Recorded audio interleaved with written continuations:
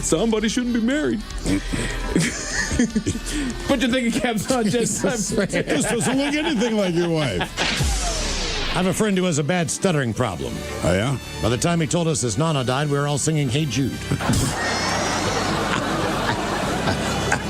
Wait a minute, say that again? I have a friend who has a bad stuttering problem. Right. By the time he told us his nana died, we were all singing Hey Jude. Damn. What's the difference between an asteroid and a meatball? What? Asteroid and a meatball. One is meteor. Okay. What's long, hard to get your tongue around, and given to a Polish woman by her husband on her wedding night? Miles. What? His last name. Why were Billy Joel's clothes wet? He didn't start the fire? No, he didn't start the dryer. So my parents were trying to explain to me and my brother what was going on, and this is pre-911, right? So the neighbor called us because we're the closest, because she needs help. Then you call the ambulance because they're going to take longer to get there, kind of thing. And it was all about making sure he doesn't choke on his tongue and all this. He was a bigger dude, okay? So the whole thing was, roll him over so he doesn't choke on the tongue. The wife couldn't do it herself. That's when my dad pops in. So they're telling us this stuff, and we were pretty close to this family. So my brother and I are kind of in distress. I can tell my dad's, just kind of upset about the situation. But my mother just has a slightly different look on her face. She's upset, but there's just something more. So we finally asked her, we're like, Mom, what's wrong? She's like, I didn't know he slept naked. So she's like, he's flailing around the bed. And she has to flop on top of the very big, pasty dude, man. And she's like, guys, penis was out, and like you're saying, he's pooping, he's peeing, all this stuff's going on. While my father's trying to be deadly serious, and help this guy out. And she's like, I'm laying on top of him with his wife, and there's just stuff everywhere. And I'm like, he sleeps naked? She's like, yes. And she just could not get the image out of her head, man. That's what she took away from the neighbor. White wangin'. Yeah. And he was such a big dude, man. I'm just like, ew. Now, did your parents believe you when you explained what exactly had happened? Well, see, at the time, we didn't have cell phones back then. Just didn't have cell phones. So I couldn't call them down in Acapulco. So there was a report made. So the report is the only thing that saved my butt. Yeah. They believed what I was saying, and it was true. So, but I'll never forget when my folks pull in the driveway, my dad gets out, he's just staring. He doesn't even know what to say. My mom goes, my God, look at the hole in the roof. She goes, what have you been doing? I said, and kids are stupid back then. I said, the hole in the roof. You got to see the hole in the kitchen. I knew a guy, right? And we were 19 or 20. It was one of, the guy was friends with, somebody else's family. And I liked Joe, but he had so many animals. He had the caiman. So watching that caiman put a little mouse in there was fine. All right. Right? But same thing. The mouse would be on, this little island just doing circles, and the caiman would just sit there perfectly still. And then eventually that mouse would get tired and just get too close to the edge. The caiman would eat him. But Joe also had snakes. He had 5 snakes. And where he lived was a bad neighborhood, right? So, I grew up in College Park. College Park's fine. Yeah. Certain parts of Greenbelt, the neighborhood over, were terrible. And I would sleep in Bernie's car. And they were like, hey, you're going to get robbed sleeping out here at night. And I was like, I'm not sleeping in a house with 5 snakes. You slept outside in a bad neighborhood. I can't remember the name of those apartments. But if I said them to you and you knew that area, you'd be like, Jesus, man. But that lady, I'm convinced snakes can get out of those cages when they want. Well, the way she said it, I don't think they did a good job. She's like, it's just something they do. I'm like, well, it's something they can do. Is the parade shorter? Did you guys make it a foot shorter? We're working on it. All you're going to do is cut off a foot. Right, just just even move the start shorter line. than ever. Yeah. Okay. All right, it's going to be a good time. Absolutely free. Mm-hmm. Just get up and hang out. How long do you think the parade will take? Well, there's at least 25, maybe more entries in the parade. So, it could take an hour. We can just tell them to hurry up. So this is push a on the gas. one block parade with 25 different entries. I think there's a fire truck. Ooh. We had to reserve an extra block just to have the setup for this one block parade. I still get That is excited. the amazing thing. We need more blocks to set up for the parade than the parade itself. We have a lady with a service dog. She's marching in the parade. Okay. That's her whole thing. That's the shtick. Yeah. I got a service dog. Yeah. Normally I just see her at the airport, you know? Right? Okay. All right. There's every reason to come. It's to Come see for the woman with the service dog. With the service But if the dog has one of the vests on that says "Do not pet," I'm going to be very upset. Boo. Ooh, well, ahoy there and happy birthday. You know, if you consult the experts, as they're called, they suggest physical activity, brain stimulation, joining clubs, or using technology. But the old Capitan, I coat my genitals with industrial spray adhesive before belly flopping into the chinchilla farm enclosure. Then I sing Hakuna Matata with auto-tune while gargling Robitussin. That'll keep you young, believe me. Crunchberry. We used to pick up racer snakes, black snakes. Black Sure. snakes, don't pick them up any more than 3 feet, but you can pick them up to move them out off your property. I mean, you can. They'll latch onto your arm or whatever, but it doesn't hurt. Look, man, people can tell me if the train. All you gotta do is, Like, all you look, gotta do is pinch the sides of their eyes, man, they'll let go. but it doesn't matter. If you're scared, No, they're not venomous. Take a tarantula. They'll be like, hey, man, their venom does nothing to a person. I'm like, you think my issue is with whether or not the spider is venomous? Well, that's the If first thing you need to identify. If it is Yes, venomous, that's a problem. worse, but I don't care. Especially the smaller they are. So if you pick up a smaller snake, they can't really regulate. Right. But again, if you're scared of snakes, you don't care. No. Correct. Ted's not going to pick it up if you say, dude, I'm not gonna it's pick it up, non-venomous period. and toothless. You'd be like, cool, kill it. I mean, I had a black snake once slide Yeah, me too, across, brother. like my boot. Where were you? Just at my buddy's property. Ah, okay. So I was like, all right, I'll let that go.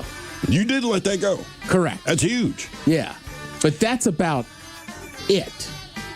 I would be furious. Sorry. I just can't imagine, like, hey, we're going to a dead show. And then the worst thing that can happen to me is like, you know what I mean? Like, my mind's already telling me there's snakes around. Right. But I'm tripping. Now you're telling me a real one's on my hand?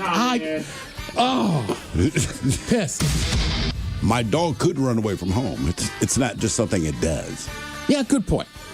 In fact, my kid, I don't think my wife was going to tell me. My son told me, so he, Oh, did you almost lose your dog? no, he got into his high school of choice. Congratulations. Good on you. You put in work. Anyway, yesterday, the wife and he went down to the school so he could sign up for whatever electives and all this kind of crap.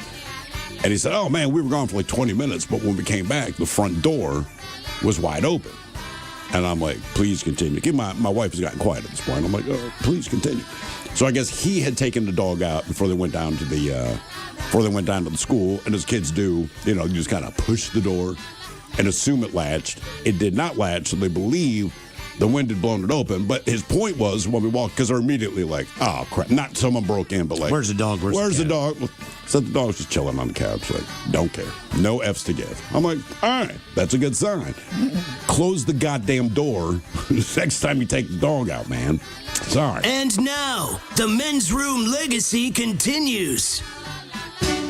Unfortunately, what you are about to hear is real. The members of this radio program are simply not that bright. Or what some people would call educated. They are merely stupid. They're not trying to offend anyone on purpose.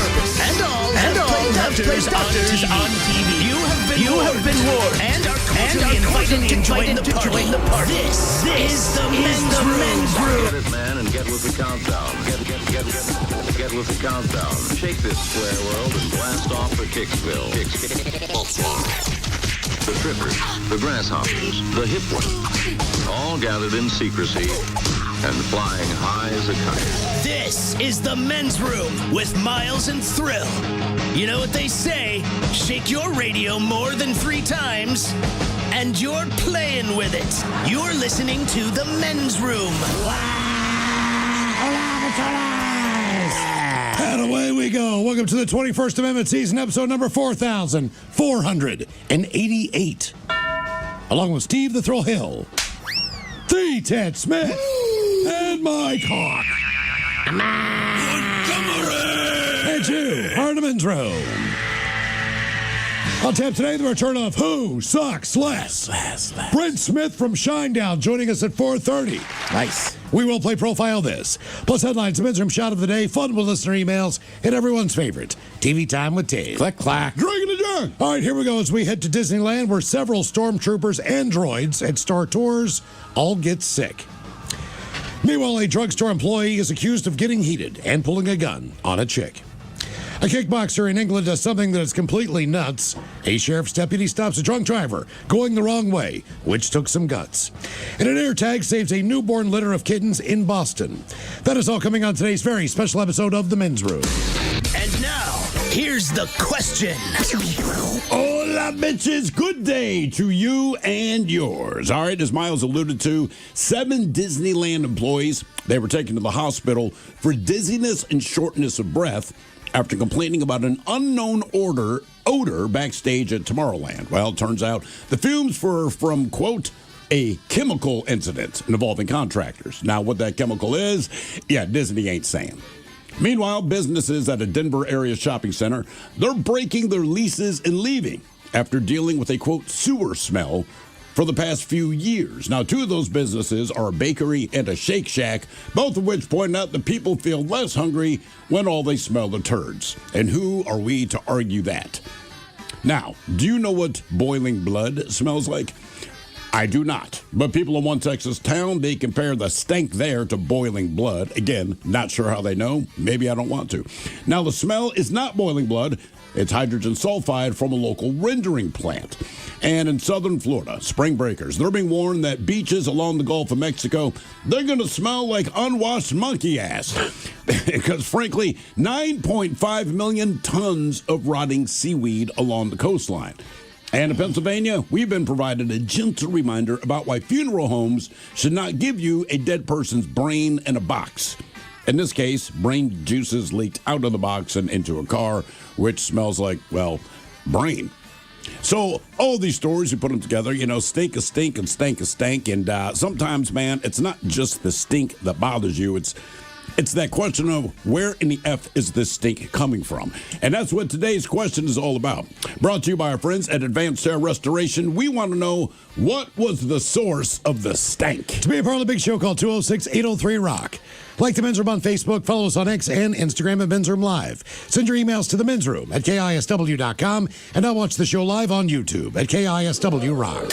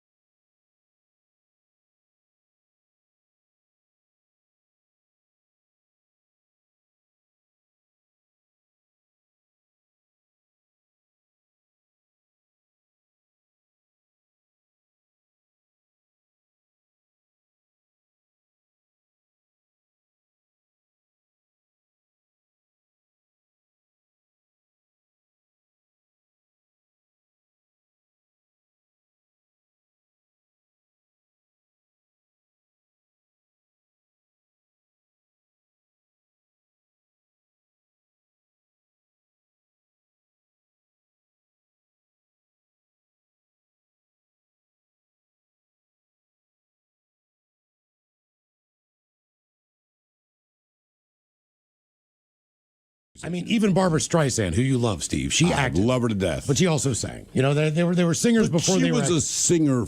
She was a singer first, yeah. Then she went into the world of acting. I mean, you could look at that in a lot of ways, like Dean Martin, Frank Sinatra.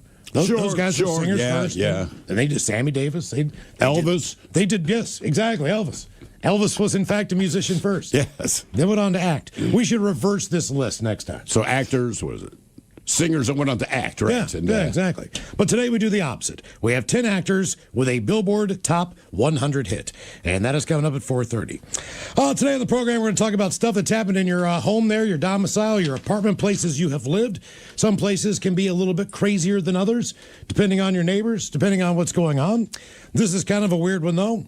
After thousands witnessed a breathtaking fireball streak across the sky in Western Europe, a meteorite crashed through the roof of a home in the city of Koblenz, Germany. Once again, I just pulled up statistically what are the odds, and it was anywhere from 1 in 840 million to 1 in 3.9 trillion, and they went on to say, you'll be struck by lightning, win the lottery, like basically everything else on Earth. Well, just know this thing hit multiple homes. Well, the debris did. Yes, exactly. I guess it initially hit one guy's house and kind of blew apart and messed up everyone else's house. Okay. International Meteor Organization, which I did not know existed, reported over 3,000 fireball sightings. People saw this thing over France, the Netherlands, Belgium, Luxembourg, Switzerland, and Germany, where it crashed. Witnesses also posted numerous video recordings on social media as the rock broke apart in the atmosphere and scattered its pieces throughout Western Germany. Witnesses reported hearing several explosions. So they're still looking for the other fragments of this thing in fields, what have you. Because to be honest with you, they do pretty well on eBay. I'd buy a piece. If you want to buy a meteorite chunk, they're not cheap. So around 7 o'clock local time on Sunday, the object struck a house in the Gulls district. And according to authorities, left a hole. Left a hole in the roof the size of a soccer ball. Any guesses? The radius of a soccer ball? Is it? I looked it up because I'm just like radius or the circumference. Circumference. Sorry. So the diameter is about 9 inches, but it's about. If you're saying the hole's that big, it's about 28 inches. I looked it up to see. All right. Okay. Because when you think about it, right? So this thing came from outer frickin' space. More than likely, it's like a piece of iron or something super heavy. At that speed, traveling to Earth, all things considered, a 28-inch hole in the roof, really not that bad. No. NASA's got something up there that's about to fall out of the sky. Yeah, one of their satellites. And they say that the odds of it hitting a home are much better than a meteorite. Well, that's not what people want to hear. Well, I know that. But they're projecting where this thing will orbit, how it will come into the atmosphere, and potentially looks like it's not going to land in an ocean. But it won't disintegrate. It's just going they're saying it's going to hit the Earth. So I don't know that you would think that would burn up, but it must be a big enough piece of crap. I mean, you think about meteorites burn up, and this is, solid pieces of stone or rock or whatever, and then the satellite doesn't.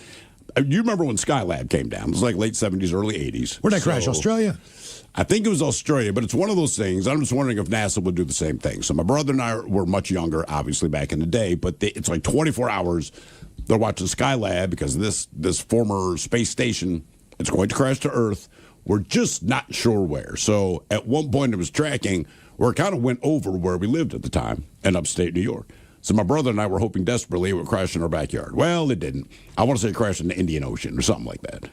But yeah, they're like, we don't know. We have no idea where this thing's going to hit. But like everyone is looking skyward because nobody wanted to hit their S. Police and emergency services also received reports of damage from the area. Indian Ocean. It was the Indian Ocean. In Australia, yeah. All right. Including the Hunstruck and the Eiffel. While the state office for fire and disaster advocated its Civil Protection Situation Center to monitor the situation, try to coordinate information. Basically, this thing was just flying in. They had time to do what they could do. Emergency personnel investigated possible debris landing sites. They were trying to get out an alert. Like if you live in this area, like a tornado alert. Right. Just know that there could be a large ball falling out of the sky and be on the lookout, so to speak. I guess. I mean, how much notice could did you they dive have? out of the way? I'm not exactly sure. Not on purpose. Like by accident, you could dive out of the way. Multiple other homes in the region reportedly suffered at least some damage, but officials deemed none of that as significant as the one that hit this guy's house. Is there not a warning? Like, it depends on the size. Look, put it this way: let's say every day, hundreds, if not thousands, of these things fall out of the sky and slam into the planet. Most of the time, it's somewhere rural or the ocean. Because our population, when you look at how it's dispersed, we're not in most places that we could be, right? We're on the coast and all this kind of thing. So, but most of they don't know they're coming until after they've already hit. Like basically, the rock has to be big enough for them to detect it to say, "Hey, this thing's coming in." But even then, by the time they detect something of that size, you might have 90 seconds notice. They also don't know the trajectory half the time that these things come in on. So, like France activated their, oh no, here comes a meteorite alert. But it's like, and it flew way over France. But they all did. You know, they see this thing coming in the sky, and whatever technology they have to monitor these things, they all kind of gave an alert. But they weren't really actually able to specifically say, like, hey, Ballard, it's coming to hit you. Well, the problem is you might want to say, man, shelter in place. Because we can tell Ballard, hey, evacuate, head west. But not if it goes through your roof. But you don't know. Like, my thing is, in this case, just don't say anything. It's like NASA says. Just let it happen. If we saw an Earth-destroying asteroid and we knew this thing's going to hit the planet and wipe us out, don't tell people. Because if you tell people, the worst of us is going to come out. And if we're wrong, we've done more damage than if we just let people perish. Yeah, that's a good point. Yeah. Now we head on down to Tigard, Oregon. So we might die tomorrow. I'm sorry, what? We head down to Tigard, Oregon. Mm-hmm. Is that how you say it? That's how Miles says it. Is it he also said colored green, so we don't know. Tigard? How would you say it? Tijard? I just know I've driven by the side of them. Ted's like, I just don't say it. Tigard, Oregon. Newly released video shows a pickup truck flying through the air and crashing into an Oregon home in the middle of the night. Tigard. It's pronounced Tigard. Okay, there we go. Thank you. I like Tigard. No one was hurt. It was just as the homeowner had described it. Literally launched and boom, right into my house. That according to David Brudnock of Tigard, Oregon. Police said the pickup went airborne after hitting a dirt mound, cleared a retaining wall, and flew roughly 100 feet through the air, then hit the house. I just heard this boom, and the house shakes. On Friday, he recalled what it was like to walk downstairs at 3 a.m. and see the wreckage to his home. And I'm like, what's going on? Like I must be in a sleep stupor or something. I cannot process what I am seeing in front of me. The front of his house and the bathroom were a crumbled mess. I did not expect a flying truck, he said. Really? You didn't expect a flying truck? The family of 5, including 3 small children, all unharmed, made it out the back of the house to what he described as a swarm of first responders. So, yeah, they all showed up, and they're all lined out there on Shoals Ferry, and it was a sight. The 2 inside the truck, officers say, were taken to the hospital with minor injuries. Driver of the pickup managed to climb out of the wreckage. He was arrested for just reckless driving. 100 feet through the air. How fast do you have to be going to stay airborne? Have you seen that video? No. Oh, it is unbelievable that truck can fly that far. What do they have it on their, not dash cam, the ring camera or something like that? No. It's just like, you could tell it's one of those newer developments. All right. So literally, it's just the house across the street has it. Oh, my God. Yeah, I mean, that thing is launched. Hang on, it'll slow it down for you. But just right. So this camera's just pointing that way, and you'll see this car. I mean, it's airborne by the time you see it. So that goes from one side of the street, crosses a residential street into that house. Jesus. In the air. What goes on in Tigard? I don't know. A beautiful home, too. Well, it was. That's what I'm saying. It looks like one of those brand new little communities. Yeah, it did. Yeah, sure did. Now, oftentimes, like these 2 situations, you are not in control of what has gone down. Yeah. I mean, this is out of your control. Meteorite hit your house, a truck flies Truck through the hit air. your house. This one is more in control. A California mother whose home became the center of a series of alcohol-fueled teen gatherings is now facing decades behind bars. A jury in Santa Clara County has convicted 51-year-old Shannon O'Connor, widely labeled as the party mom, on 58 of 63 felony and misdemeanor counts, including child endangerment, sexual battery, and providing alcohol to minors. She pleaded not guilty to those charges. Prosecutors said 20 teenagers were victimized. 12 girls identified at court as Jane Does and 8 boys as John Does. Santa Clara County detectives said that O'Connor is now facing 30 years in jail. Teen witnesses testified that during the 2021 school year, when campuses were largely shut down for COVID, O'Connor controlled parts of their social lives, regularly placed them in risky situations involving alcohol and sex. Prosecutors said she had an abnormal sexual interest in teens and pressured intoxicated teens to take part in sexual activity. The most serious convictions involve 2 counts of all kinds of crazy crap that we shouldn't even talk about. O'Connor didn't take the stand during the 3-month trial. Her attorney called the verdict disappointing and said her client was crushed by the ruling. But she praised the teenagers who did testify, saying the case does not happen if the children do not. Miles and Thrill, 99.9 KISW. All Michelle's away we go. Welcome to the 21st Amendment season, episode number 4,488. What a large and a charged program we have for you today. Guaranteed future repeat. We bring in Brent Smith from Shinedown today on the program. Yeah. Talking about the benefit show at the Moore Theater Saturday night, April 4th. It is called Amplify Courage. And it's a benefit show for school bullying prevention. All right. So not only will Brent and Zach of Shinedown will be there, Nancy Wilson of Hart also stopping by. Our buddy Aaron Jones will be there. Nice. Also Mike Inez from Alice in Chains. It's going to be a great night. So you think Brent was bullied in school? You think he was the bully? Well, he has a song called Bully. You know, I'm going to ask him. Which side were you on, bro? You giving people wedgies, wet willies, or were you getting them? He's a musician. He is a musician. He's also pretty jacked. He is now. He is now, right? Because he went on the straight and narrow and got you, no one's going to F with his ass now. But when you're in school, you ever get the purple nurple? Well, he wrote a song called Bully. Yeah. For Shinedown. But what is he singing? I am a bully or I don't like bullies? It's hard to know. It's a little of both. Okay. Yeah. Either way, Brent's joining us coming up at 4:30 on the program. And today we're going to talk about odors, things that absolutely reek, and what is the source of that smell. As we start with the happiest place on Earth. They say it wasn't pixie dust in the air on Tuesday when a backstage chemical reaction at Disneyland sent 5 cast members to hospitals. The incident happened yesterday afternoon when materials being used by a contractor produced a reaction in the backstage area at the theme park.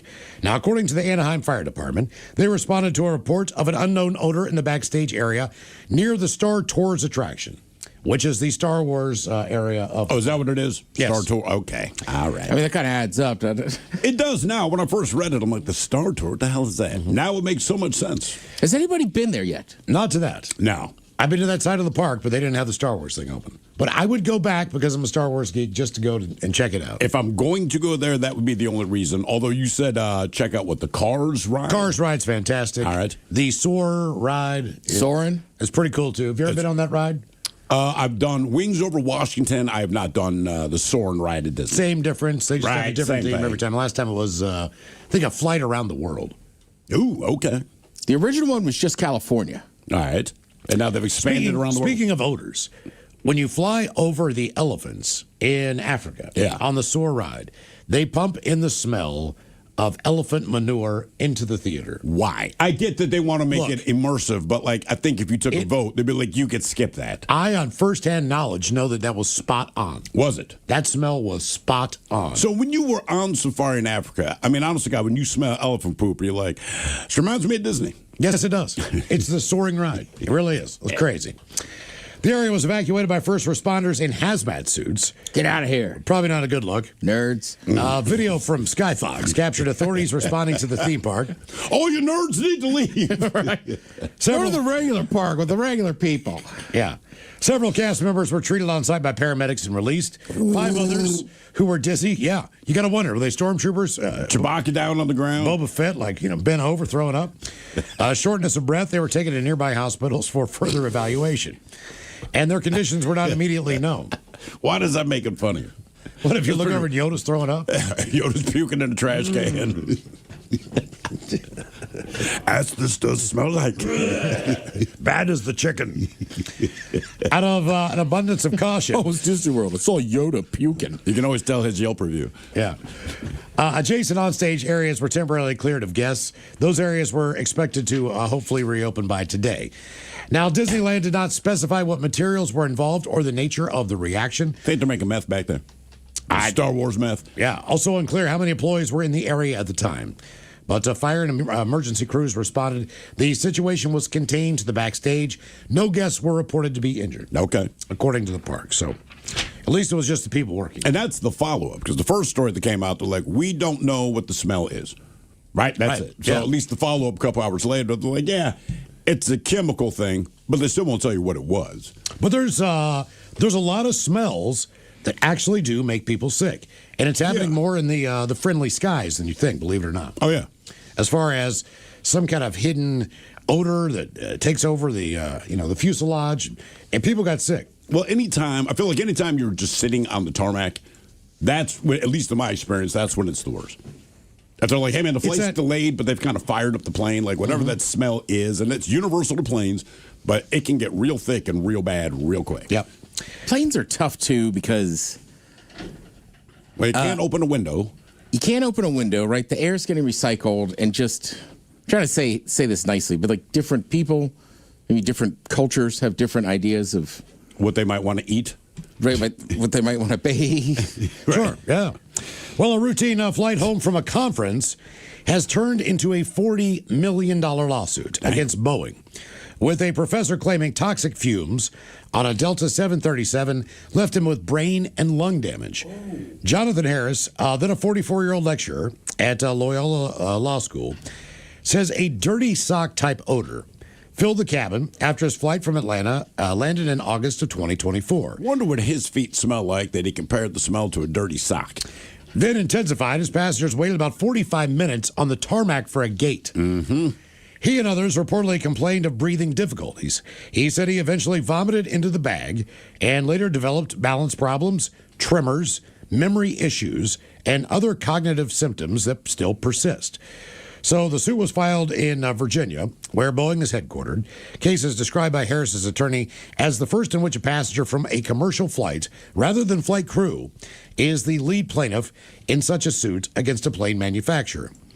The lawyer says her firm has quietly settled 8 similar cases with Boeing over the past decade. Damn. With 3 more pending. So something is going on. Oh, yeah. Harris's lawsuit alleges exposure to contaminated air from vaporized engine oils and seeks $40 million in damages. $40 million. Yeah, Delta and Boeing declined to comment to the Journal. They say the airline industry has long argued that such fume events are infrequent and not proven to cause serious health problems, but data suggests otherwise. Fume incident reports on Boeing and Airbus jets were nearly 10 times higher last year than a decade ago. See, I tend to side with data. Internal figures indicate at least 22 such events a day. Jesus. In the U.S. Nothing to see here. It's all good. Yeah, a CBS analysis from earlier this year found Airbus planes made up 60% of logged fume events in 2024, which is almost triple the rate of Boeing jets. Oh, you go by Airbus. Just saying. Bus to me, not a strong transportation word. Exactly. Bus today will have a scent. Oh, because of the rain? Because the rain and it's cold, so when you get on there, that heat's pumping. And it's a weird thing. Like, somehow the rain brings out the stink of people, and then it also brings out the stink of whatever has been dormant on the bus. Right. It's like you say in Fremont, right? It rains, and the smell of all the pee that you had noticed suddenly comes to the surface. That's usually like August or September. Right, because you got a summer, dry weather, people peeing on the street. Peeing everywhere. Right, then September hits, it starts raining again. It's like, Jesus, man. Also, if you've ever been by the guy on the bus that maybe does not have a sense of smell, but definitely left his clothes in the washing machine for a few days. And then it's just got that stink to it where it's just mildy and moldy. Like mold. What's your line on that? What do you mean? How long to leave them in the washer? Yeah. Man, look, 12 hours. To me, if I go to sleep and I forgot to change it over, I'm washing those clothes again. Me too. And I may or may not sleep. Yeah. I absolutely do. And I don't know what the time period is, but I hate that smell so much and it's so gross. I just don't want to risk it. So I put a load in the morning and then put it in the dryer when I get home. Probably safe. So I'll let it go all day. It's probably fine. I just don't I'm know. just a bit of a psycho about it. And frankly, as long as I've known you two, you've brought up that smell, so I think it's made me even more psycho about it over the years. It's just such a bad smell. Like, I'll get on the light rail. Sometimes it smells like pee. I understand. Usually you can identify the culprit. Other times it smells like pee. Everyone kind of looks normal and you're like, all right, somebody that peed themselves has been here recently. And there's like seats that people won't sit in. Because there was time I got on there, the light rail was packed, man. And I see there were 4 seats available in the back. I'm like, all right, you guys can stand if you want. When I got about halfway back there, I realized no one's sitting there. Now, the seats weren't wet. There's no identifiable puddle, but it just reeked of pee. And I'm like, I can't sit there. And I've also been on a crowded one where I got a seat. I was happy to get it. And as soon as I sat down, I'm like, oh, my God, this entire car Just reeks of pee, and there's nothing you can look, do. man, if you get in the subway in Chicago or New York or one of these places, you're typically going downstairs underneath the ground at a lot of the stations. Chicago's got some that are above. They got the T, yeah. But there is a very distinct... The loop, right? What's Boston's the T? Or something. The T. There's a very distinct smell when you get down there, which is a mixture of 100 years and urine all combined. Just got that just nasty, nasty smell. Same thing with the tube in London. And one of the differences with that one, and again, it's been around for 10 million years. You can tell people have been peeing in it since it opened, but it is so hot. I don't know if they don't have air conditioning or whatever, but it man, is hot, the tube. The tube in London, I cannot explain it, man. It's a standard subway. It goes everywhere you want to go, but when you get to the station, it's unbelievably hot. And if you think you're going to get any relief when the train shows up, you were absolutely wrong. I think I lost a little bit of my sense of smell with the 2 times I had COVID. Yeah. I don't think it's come back all the way. Now I'm supposed to have a nose surgery in July, and they're going to actually reform my nose and drill so I can breathe out of it at night. See, man. So I asked the woman, I was like, will I be able to smell? And she's like, no. What? That doesn't have anything to do with your sense of smell. Really? Yes. So I was like, I just kind of thought once they breathe better, once they right? fixed it, all things would work. Huh. But she's like, there's no guarantee on that. But why do you think you lost your sense of smell? That's one of the side effects of COVID. No. But I mean, like, if you walk into a pizza shop, can you not smell the pizza? There's certain things that I can't smell. Like, somebody will say, who farted? And I'll try to smell. And I'm like, I don't smell anything. I don't smell anything. But that's the thing I was going to say, man. Like, when you get your vision corrected, it's this awesome moment. You put on your contacts, put on your glasses, and, like, there's more stars in the sky. You can see the individual pine needles and all that. Like, that's a cool thing. The sense of smell, like, bro, I don't know that there's a lot of smells that you're missing out on that are that awesome. Yeah. You know what I mean? Like, you can go to the grocery store or a bakery, and yes, things are going to smell good. But other than places that serve food, most of the time, it seems to me, when I'm smelling something that's different, it doesn't smell great. Yep. No. Time to go to your hometown. The January collapse of a pipe as wide as a car dumped so much sewage into the Potomac River that officials tracked a spike of gut-wrenching bacteria drifting slowly past Washington for several weeks, prompting an emergency declaration and federal assistance. It was a disaster of historic scale. 244 million gallons spilled. Spotlighting the severe consequences of old failing infrastructure. But smaller sewer overflows that draw far less notice are more common. Tens of thousands occur every year across the U.S., contaminating rivers, flooding streets, and causing backups into homes that threaten human health. And this is where it gets bad in the Baltimore and D.C. area based on the age of the infrastructure in the homes. And the pictures you showed me. At least 2.7 million people live with a system that violated federal clean water rules continually over the last 3 years. In Maryland and Baltimore, pretty near the nation's capital, they have seen hundreds of sewer overflows in recent years, often caused by broken pipes, tree roots, and severe storms. We're going to see probably more incidents like we saw in the Potomac sewage spill. A neighbor's message alerted one Teddy Bloomquist to a potential flooding problem. You see, downstairs in his Baltimore row home, cloudy brown water with chunks of human waste were coming up from the shower drain and into the bathtub. Chunks. And into the sink. Chunks. It was the third sewage backup that he has had this winter. And when they say chunks, they just mean turds. Yes, each potentially leaving behind harmful bacteria. We're taking buckets, and it turns out every time someone's flushing their toilet, it is coming up. It's not just coming up. It's just coming up so fast. Since the start of the year, roughly 15 million gallons of sewage spilled in Baltimore. There's a map that shows the spill sites scattered like measles across the city. One neighbor was left with bits of toilet paper frozen into the snow in his backyard and spent the day heaving sewage out of his tub and toilet. Repairs cost thousands, including replacing his bathroom floor. Another neighbor said she used her wet vac to suck up 120 gallons of sewage out of her bathroom. And it's not yours. No. Our question, what was the source of the stank? 206-803-ROCK. That's all. I mean, that's awful either way, but you're right. Somehow it's worse when it's not even yours. Yeah, I mean, it's like anything, right? You know, if there's vomit on your pants, the only reason you can deal with it is if it's yours. If it's someone else's, it's gross. Other than wiping your own child's ass when they're a child, if there's poop anywhere on you and it's not yours, like, it's an issue. It's bad enough when it's yours, but it's certainly worse. Yeah, like that terrible toilet paper. Miles was showing me a picture of it, man. And so the one guy's toilet, it's just dark brown. And you go, like, that's other people's crap. The worst part is, next to it is his bathtub. And it is completely full of brown water. And none of it is his. Just saying. Hello, Cheyenne. Welcome to the men's room. Hola, gentlemen. Hola. So, back when I was married, I was sleeping late one night, and all of a sudden, the wife at the time gets up and practically levitates out of the bed and is like screaming that she thinks we got shot at because she heard something, and then smells something too and doesn't know where it's coming from.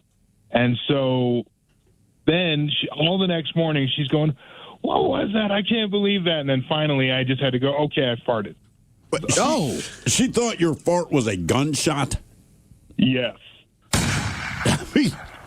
That's impressive. Is that a normal way that you fart? I mean, no, that's the first time that I've ever heard it described that way. Do you normally have bad gas? Depends on the day, but no worse than anyone else, I would say. Well, we had a story a couple weeks ago of a woman, and she slept underneath the covers. It just smells like gunpowder. Right. Yeah. It sounds like a gunshot, but otherwise perfectly normal. But her boyfriend/husband, whoever, had very noxious gas. Yeah. And I cannot remember if she got some kind of bronchial infection. She definitely got styes because she slept with the cover over top of her head. Mm-hmm. And her boyfriend was lighting it up for years. 7 years. And she actually got some type of illness or disease from his ass. And the really effed up thing is they're not together anymore. All right. So they were together for 7 years. He farted, I guess, all night, every night. She had the covers up over her head. Whatever. She complained about it like anyone would. But yeah, she developed some kind of respiratory thing. She goes to the doctor, and the doctor said, this is your situation. Like fecal poisoning or something. But this is what causes it. What situation were you in that would lead to this? And because she's not with this guy anymore, they haven't been together for like 2 years or something, she had to go back in her memory going like, look, Doc, I don't know if this is the case, but I used to date a guy for a long time who farted out of covers over my head. And he's like, that's it. Yeah. She's like, but that was 2 years ago. He goes, breathing in straight sulfur. Yeah, he's like, essentially. That's the problem. What was the source of the stank? 206-803-ROCK.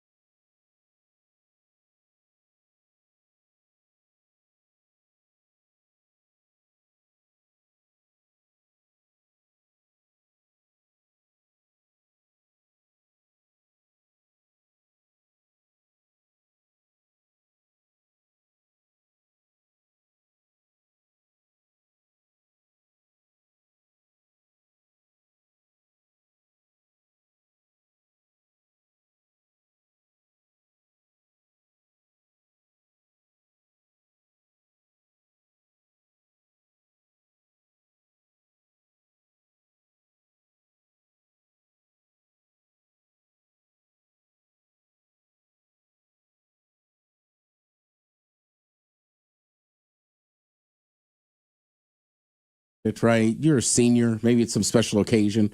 Parents might go, all right, you can have a party. Sure. But it sounds like this woman, first, it's bad because she's having sex with minors. That's a massive thing.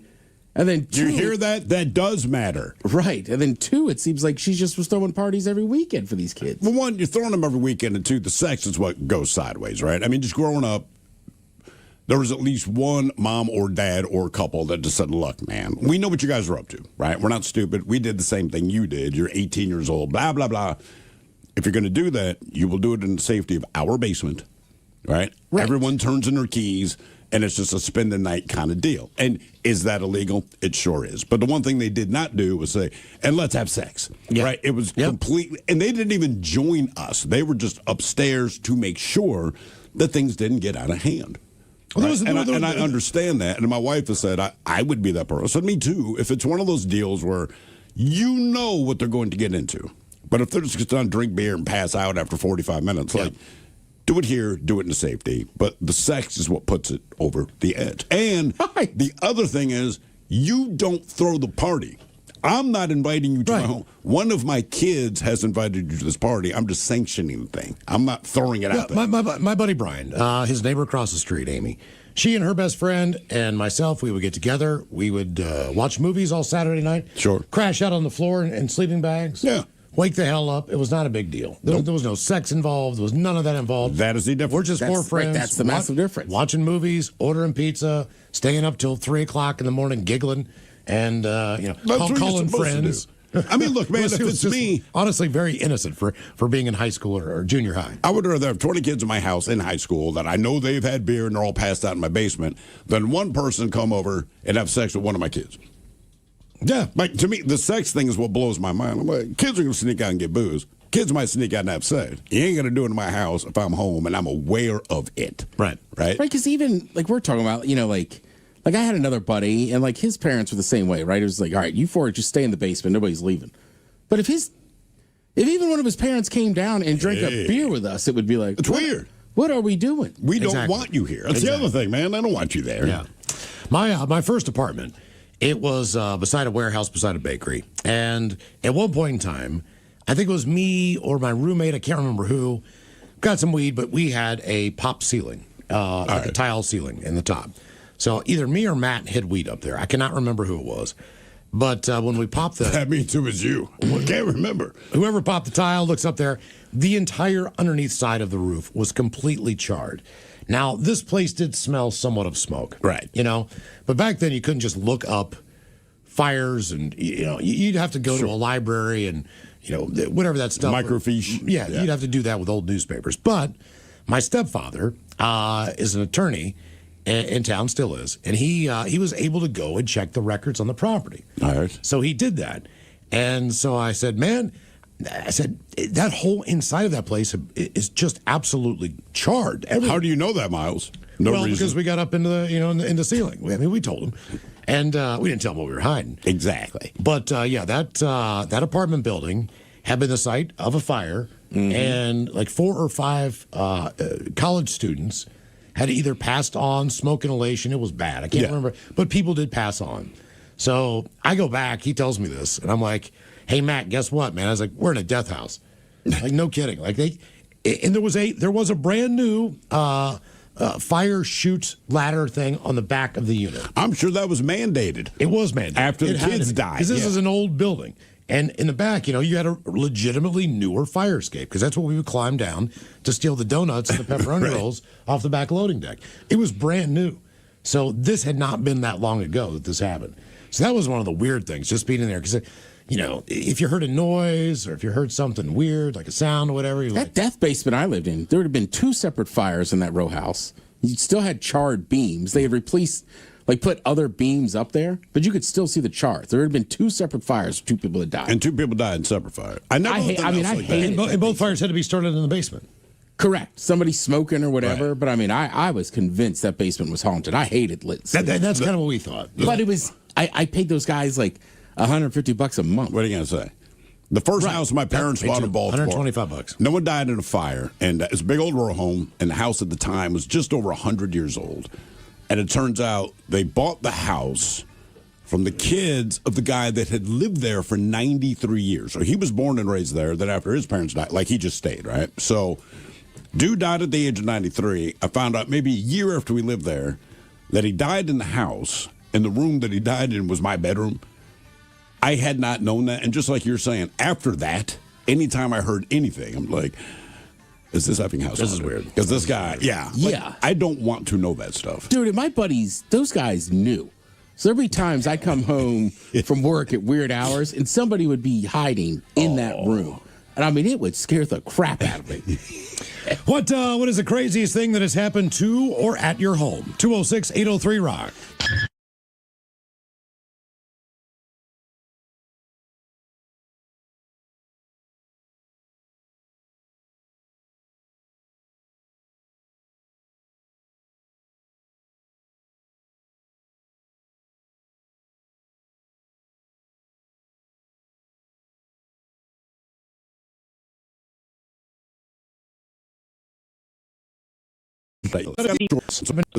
So far, Well, for I know where the key is in the back where the slider is. Got my backpack. So what's the problem? He goes, well, there's a man outside my window, and he's naked. What? Okay. And I went, really? And at that time, my wife was awake. And she goes, you need to go look. And I go, you think? So I turn on the back porch lights, and there's a guy in the backyard, and he's naked. I got a fence all around my house. So I'm going, what are you doing? To the guy. I told my wife, call 911, call the police.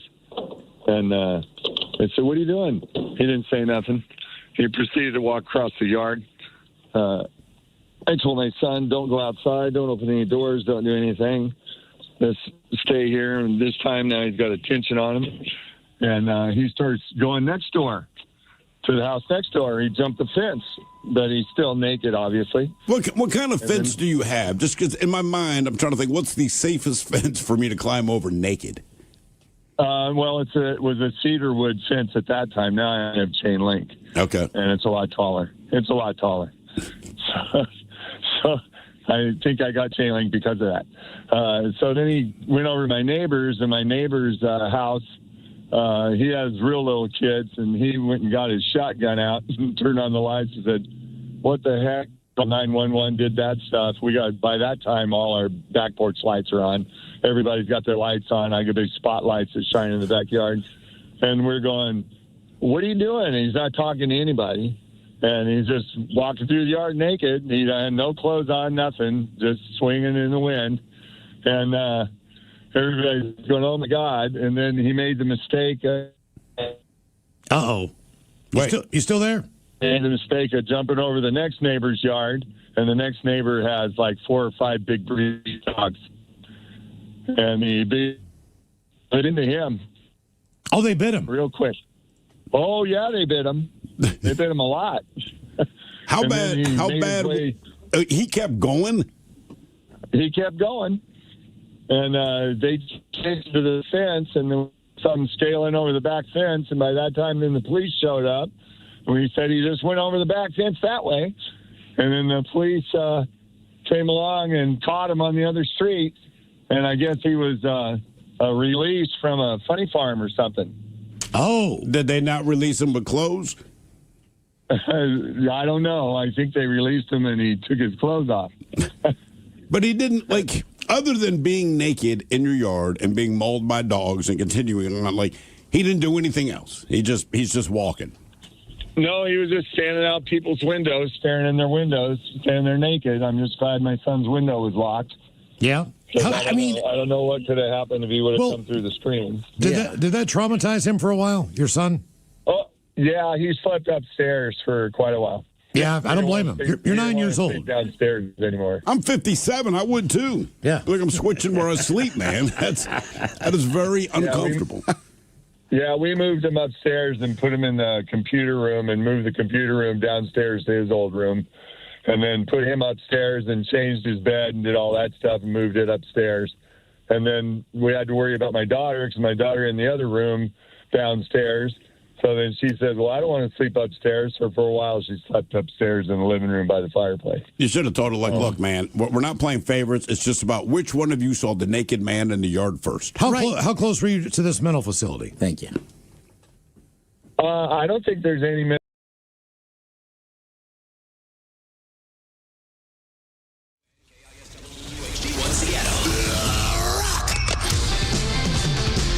live on the free Odyssey app. Text the guys at 206-803-ROCK from the Pinky's Plumbing Studio. You're in the men's room. Neighbors in one Texas town say the air has turned his stomach turning thick, and now the state is taking a local plant to court. Attorney General Ken Paxton has sued Darling Ingredients. Darling. They run a rendering facility in Bastrop, accusing it of releasing noxious odors and air pollutants in violation of state permits and air quality laws. Smell it. Residents have compared the smell to dog food, burning feathers, boiling blood, and death. The state's petition says the stench has become a persistent nuisance that interferes with people's ability to use and enjoy their homes. Lawsuit also accuses the plant of emitting hydrogen sulfide a gas with that rotten egg scent that can irritate the eyes, nose, and throat, and of failing to meet requirements on equipment maintenance, pH levels, and record keeping. Paxson is asking a judge to impose civil penalties and order fixes, including immediate odor control, real-time hydrogen sulfide monitoring, and oversight by independent experts. Not a shutdown of the plant. Right. Just that. Darling says it'll respond in court and remains committed to being a good neighbor, directing residents to a website outlining its efforts. The suit involving Bastrop, 30 miles southeast of Boston, is now a test case over what the law requires. The State Commission of Environmental Quality reports it's received hundreds of complaints over the past 3 years. A city councilwoman was pleased by the filing, but wishes the state had done more. It shouldn't be on me, a mom, and kind of just a regular person having to constantly file complaints or go to hearings or become educated on all these things. I just want people to do their job, and I want you guys to just stop polluting. Okay, well, two things here. And you're right, they should stop polluting, all right? One, it's Texas. So when it comes to oversight and independent, like, that's just not a thing unless they get caught on something, all right? They're notoriously.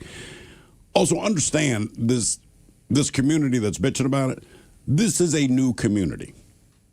It is. This is a fairly new community, and you chose to move next to a rendering plant. Now, I'm not saying what the rendering plant is doing is right, but what I'm saying is, like, you don't hear positive reviews of the air quality around a rendering plant. I don't care where it is, okay? So it's like the people that move into a new house in SeaTac and then bitch that the planes are loud. It's like you move next to an airport. I mean, so it's just one of those things where it's like, look, the developer built the houses. Yes, he built it next to a rendering plant, but still, like, I just remember the process of buying a house. You know, school districts, libraries, walkability. Certainly, if there's a rendering plant, it's something I would think about because I would completely assume that that's going to be one of my issues, right? This is one of the things I have a problem with on golf courses, especially when their homes built on there. They'll have a sign up that says golfers are liable for any damage done to the homes. But you built your house on a golf course. But you built your home, honest to God, about 10 feet away from the rough and a fairway on a golf course. But the golfer, in that instance, is responsible if they hit those homes. And look, I get it. You don't want your house hit by a golf ball. But that's also why I would choose, personally, not to live on a golf course because I don't want to run that risk. A lot of people put up like a big screen or net, on one side where they're more than likely to be hit. But yeah, the golfer's responsible. That's why, I was talking about this the other day. I don't understand it either. And then people get all mad. It's like, well, you bought a house on a golf course. On a golf course. Yes. Guys, Jesus Christ, man. I mean, it's just, and look, nobody wants to deal with that stuff. But when you have a decision to make, like, don't move near a rendering plant if you're really concerned about the stink of the air, because there's a real good chance that a rendering plant is not going to smell awesome. If you move to a golf course, there's a real good chance golf balls repeatedly are going to strike your house. And in the case of SeaTac, if you move next to an airport that's also called SeaTac, you're in the flight path, people. Mm-hmm. I mean, I was staying with a buddy. We were staying at his dad's house, right? So it's on a golf course. Yeah. Right? And it's like got a little pool or whatever. So I'm in the pool and I notice my buddy is sitting against like the inside wall, if you will, right? Like you open the slider, then there's a wall here, and I'm like, "What are you doing over there?" And he's like, "It's on a dog leg left." And he's like, once in a while, people try to think they can drive it over, and he's like, "I've only seen it happen twice," but he's like, "It is frightening when a ball comes in here and starts bouncing around." He's like, "So I always sit against this wall to make sure I don't get hit." You ever see the video of the guy who, if a ball's hitting his yard, he lies down on the grass and acts like he got hit? Yes. Yeah. And then slowly gets up, like when the golfer comes over to look for the ball, like rubbing his head, like, oh, man. My buddy was talking about the other day, and he was like, "Yeah, I hit a house." And he was like, he went over there, and the lady was all mad. And he's like, "Well, did it hit somebody?" She's like, "No." And he's like, "Is anything broke?" She's like, "No." And he's like, "What do you want me to say? What do you want me to do?" You live on a golf course. Like, I'll take it out of your yard. I'll take the stroke, but like, Other than that, I don't know. What was the source of the stank? 206-803-ROCK. Hello, Ethan. Welcome to the men's room. Hola, bitches. Hola. How you gentlemen doing today? Doing well, man. Good. So this was about 7 years ago, probably. I just moved into an apartment building, and about a month in, I walked out one morning to go to work. I smelled something kind of funky. Didn't really think much of it. Second day, woke up, smelled kind of worse out in the hallway. Like, there must be an animal or something somewhere that died and is stinking things up. Third morning, walk out, and it's even worse. It's pretty unbearable. So I come home from work that day and walk up the stairs, and there's a police officer standing by a hallway window, kind of like leaning out of it. And so it turns out that what I thought was a dead animal ended up being the person across the hall from me had died and had been sitting in there for about 5 or 6 days. Wow. Did you know them well? No, I met him once. Was he an older person or? I want to say he was like 24 or 25 at the time. Oh, God. Wow. Do you know how he died? Yeah. Overdose. Okay. Oh, all right. That'll do it. What is the? I've had that smell once, but it was there was more involved in that. Yeah. But it is heavy. It is thick. Oh. It is awful. You'll never forget it. Does it smell like dead animal or does it smell like dead person? A few people have known that they'd say like you can somehow, even if you've never smelled a dead person, you know it's a person that's dead, not something else. Yeah, once it got to like day 3, I knew it was more than a dead animal. I mean, it for some reason you can just tell the difference. Okay. Yeah. That's kind of weird. It's awful. I guess that's a built-in sense. It's bad. As far as preservation goes, right? Like they say, like, you know, when 100 sharks are on their mating thing, these are great whites, and one killer whale kills one great white shark, all the great white sharks, they roll out. They don't want to be around because they smell a dead shark. All right. Nothing else. So I got to think on some level of preservation, just as a human being, you can smell a dead animal, doesn't necessarily put you in danger, but you smell a dead person and you say, okay, whatever's over there is dangerous to us, right? I just remember once in a park, we were like, that is the worst smell we've ever smelled. At a park? Yeah, there was like, because like where I grew up, right, there's some kind of lands that's like the government owns. Yeah. And they do, I don't know what they do back there, right? But there's, different facilities and testing. So we would drive back in there, you're 16, 17, kind of goof off. But this one spot just had this just awful, awful scent. And the next day in the paper or the news, it was like, yeah, they found a dead body back there. Okay. So the light bulb goes off. Like, that's what the smell was. Our college had a, what do they call it? A forensic testing area. Where if you donated your body to science. Was it like a body farm kind of thing? It was a body farm. Okay. But it was out in an area of woods. And it was not too far away. They never do those in the city. No, not too far away from the agricultural center. But a guy that we used to live next door to, that was one of the classes he took for his degree. Okay. So he knew where this place was. So we didn't know exactly where it was. We had an idea where it was. So we get all hammered one night, and it's the weekend. And so, like, the next day, like, we want to go check this out. And he's like, look, man, we'll just get up in the morning, man, and I'll take you there. He's like, it's not a long hike in, man. He's like, maybe a fourth of a mile. Okay. So that was weird just to walk along an area where there are 12 bodies that are just lying in the woods. Right. All the different levels of decomposition. But they leave them exposed, right? They do. Yeah. And for whatever reason, how long the body's been there. Well, they can tell by, whatever. So not to go to CSI, but like, are they still larvae inside of the body, or are they full on flies? Correct. All this stuff you can estimate how long the body's been dead, right? But like some are on their stomachs, some are face up. They position them in different places, and you're just walking by them. Some are sitting up with their backs against a tree. How weird is that? It is. I mean, seeing a dead body's weird, but weird sitting there, kind of like because you see the decomposition, and to be honest with you, there was no smell.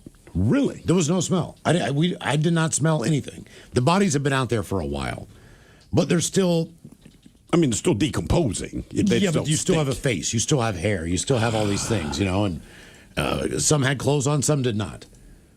So lovely. It was.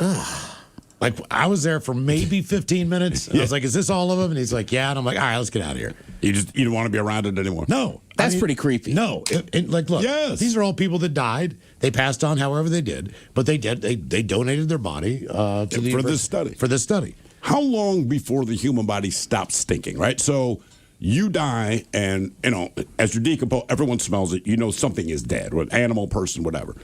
But at some point, you can find an animal carcass out in the woods, right? It does not stink anymore. So I'm like, is it 2 weeks and the stink goes away? Right. Is it a month? Like, how long before you stop stinking? Because the stink starts pretty early. I don't know either. I don't care to find out personally. I'm just curious if anyone knows the answer. Like, after 2 weeks, do you stop smelling? And is it like poop? Like, you know what I mean? Like when you're a landscaper, like you run over poop, you don't smell it, but when you run over reopen it. So it's like if there's just a body sitting out there or a dead animal, but if I kick the dead squirrel, is it going to start stinking again? Right. Well, it's like the whales that wash up, right? You know, they don't necessarily stink when they're on the beach, but then some idiot throws a rock and the thing blows its stomach out. Like then the stink is there. You know what's weird? It was a fall day, and all the leaves had fallen off the trees. The wind was blowing, and it was raining, kind of like it is today. Yeah, and just the sound of those rustling leaves, and the wind blowing through the branches, and all this stuff, and these bodies everywhere. Like that added. If it had been a sunny day, you know, it might have been better. Might have been a little bit better.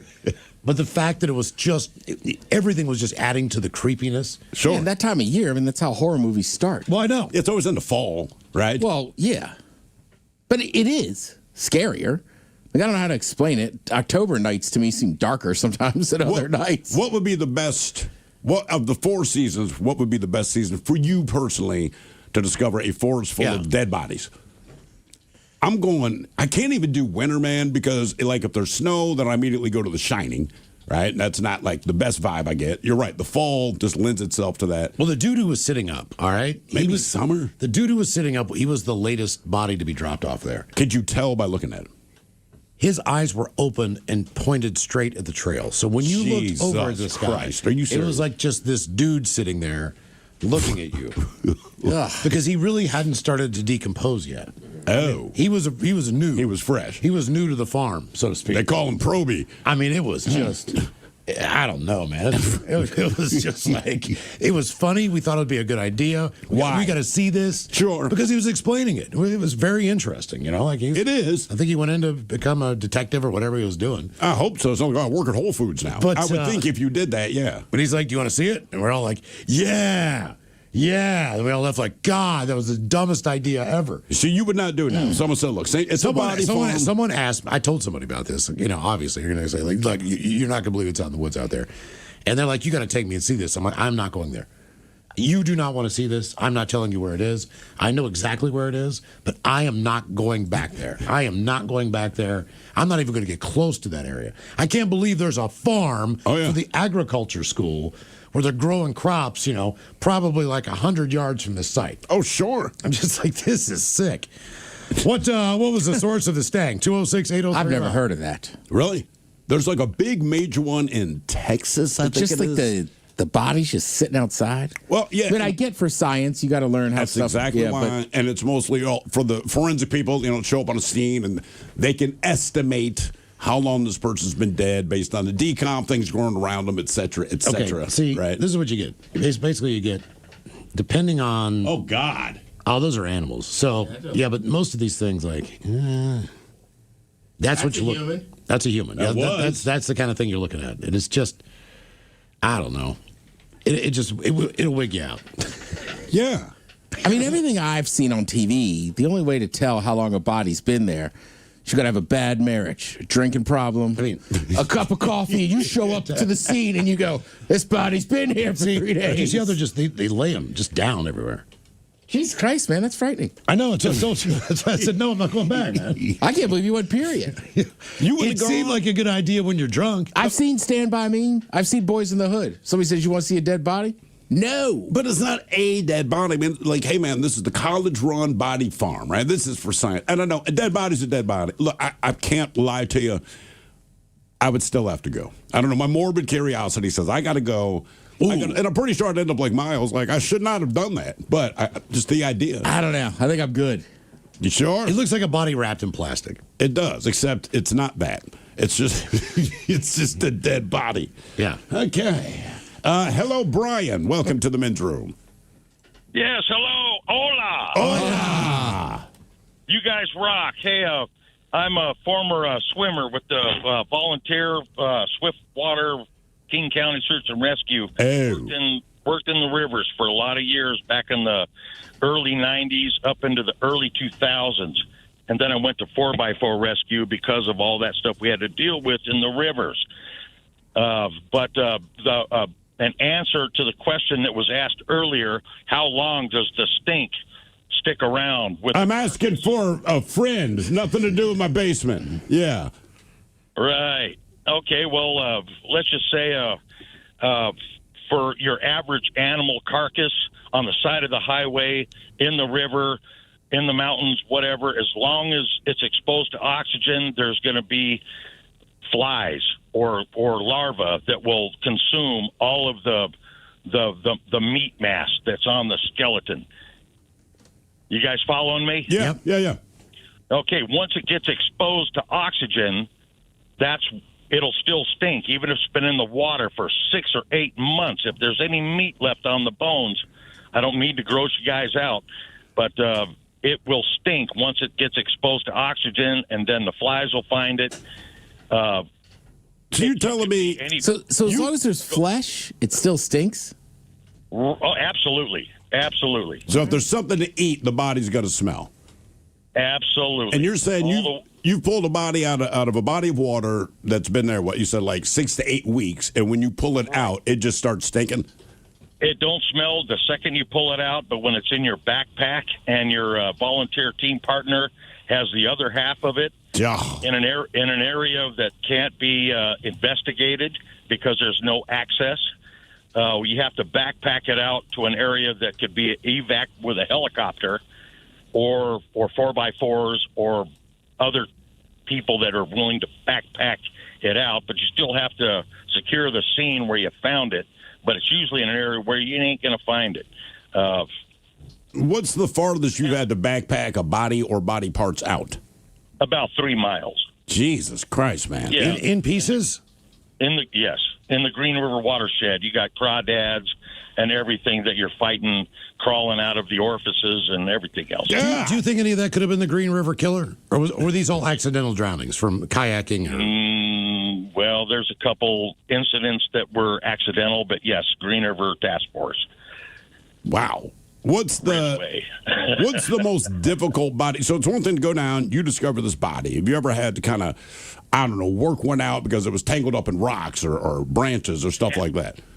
Absolutely. And this was about 11, 12 years ago, Green River Gorge, where I don't know if you guys remember or any of your listeners remember the little Asian kid that jumped off the rock on the north side of the river, went to swan dive, and he hit his head on the rock before his body hit the water. And he ended up about 2 miles downstream. We found him about 2 weeks later with our swimmers. We found him down there. Of course, he was missing his head. But by the time we get splattered on the rock as his body went downstream. But long story short, we had to backpack him out of there. We found him because one of his feet were sticking up in the air out of a log jam about 2 miles down river from the Green River Gorge, which is out there in the Ravensdale area between Ravensdale, Black Diamond. Do you ever get desensitized to that, man? It's a smell you'll never forget. It's like some things you see you can never forget. Did they pay you well to do this job? No, it's volunteer. Jeez. This is volunteer work. Correct. And we found probably half or more than half of all the Green River victims that were ever found in the Green River watershed, from the watershed to the Duwamish for volunteer finds. Damn. I mean, look, man, I try to be a decent, charitable human being. I don't know if I would volunteer for that, man. Wow. What was the source of the stank? 206-803-ROCK. The Men's Room.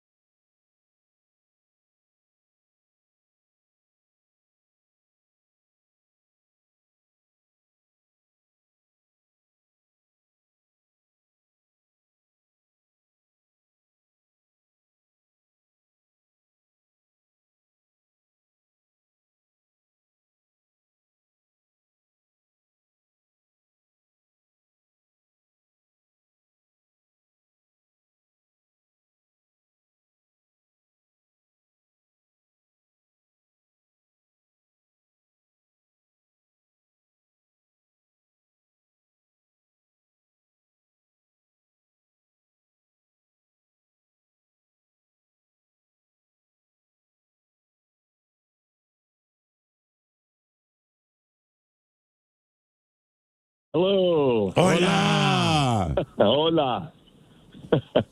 So, I've been listening to you guys forever. Thank you for all the music. Oh, thank you for listening, man. We appreciate it.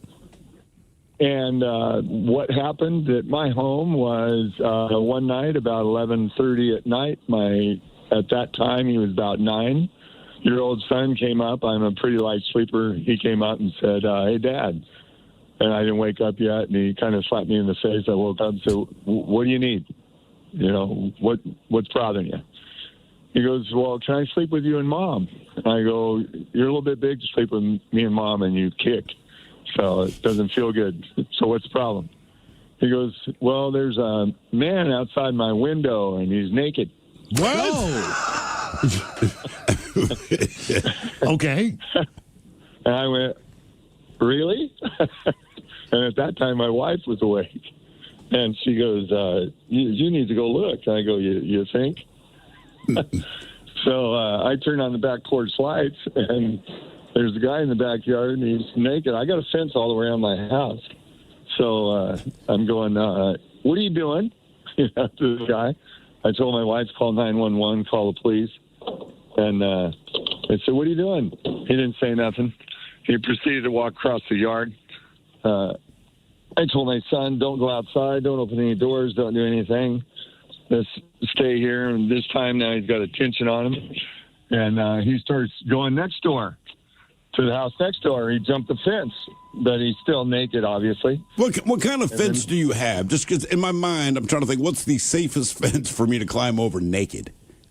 Well, it was a cedar wood fence at that time. Now I have chain link. Okay. And it's a lot taller.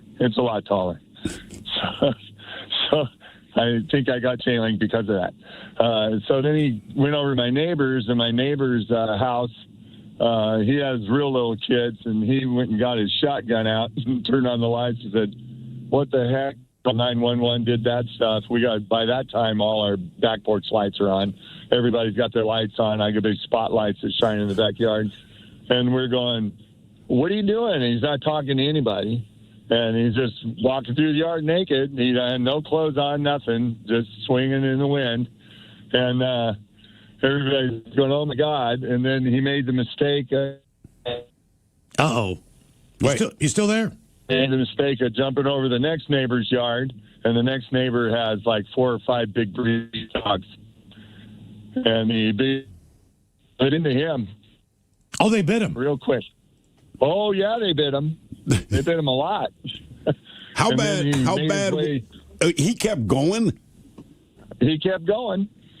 And they chased to the fence, and there was something scaling over the back fence. And by that time, then the police showed up. And we said he just went over the back fence that way.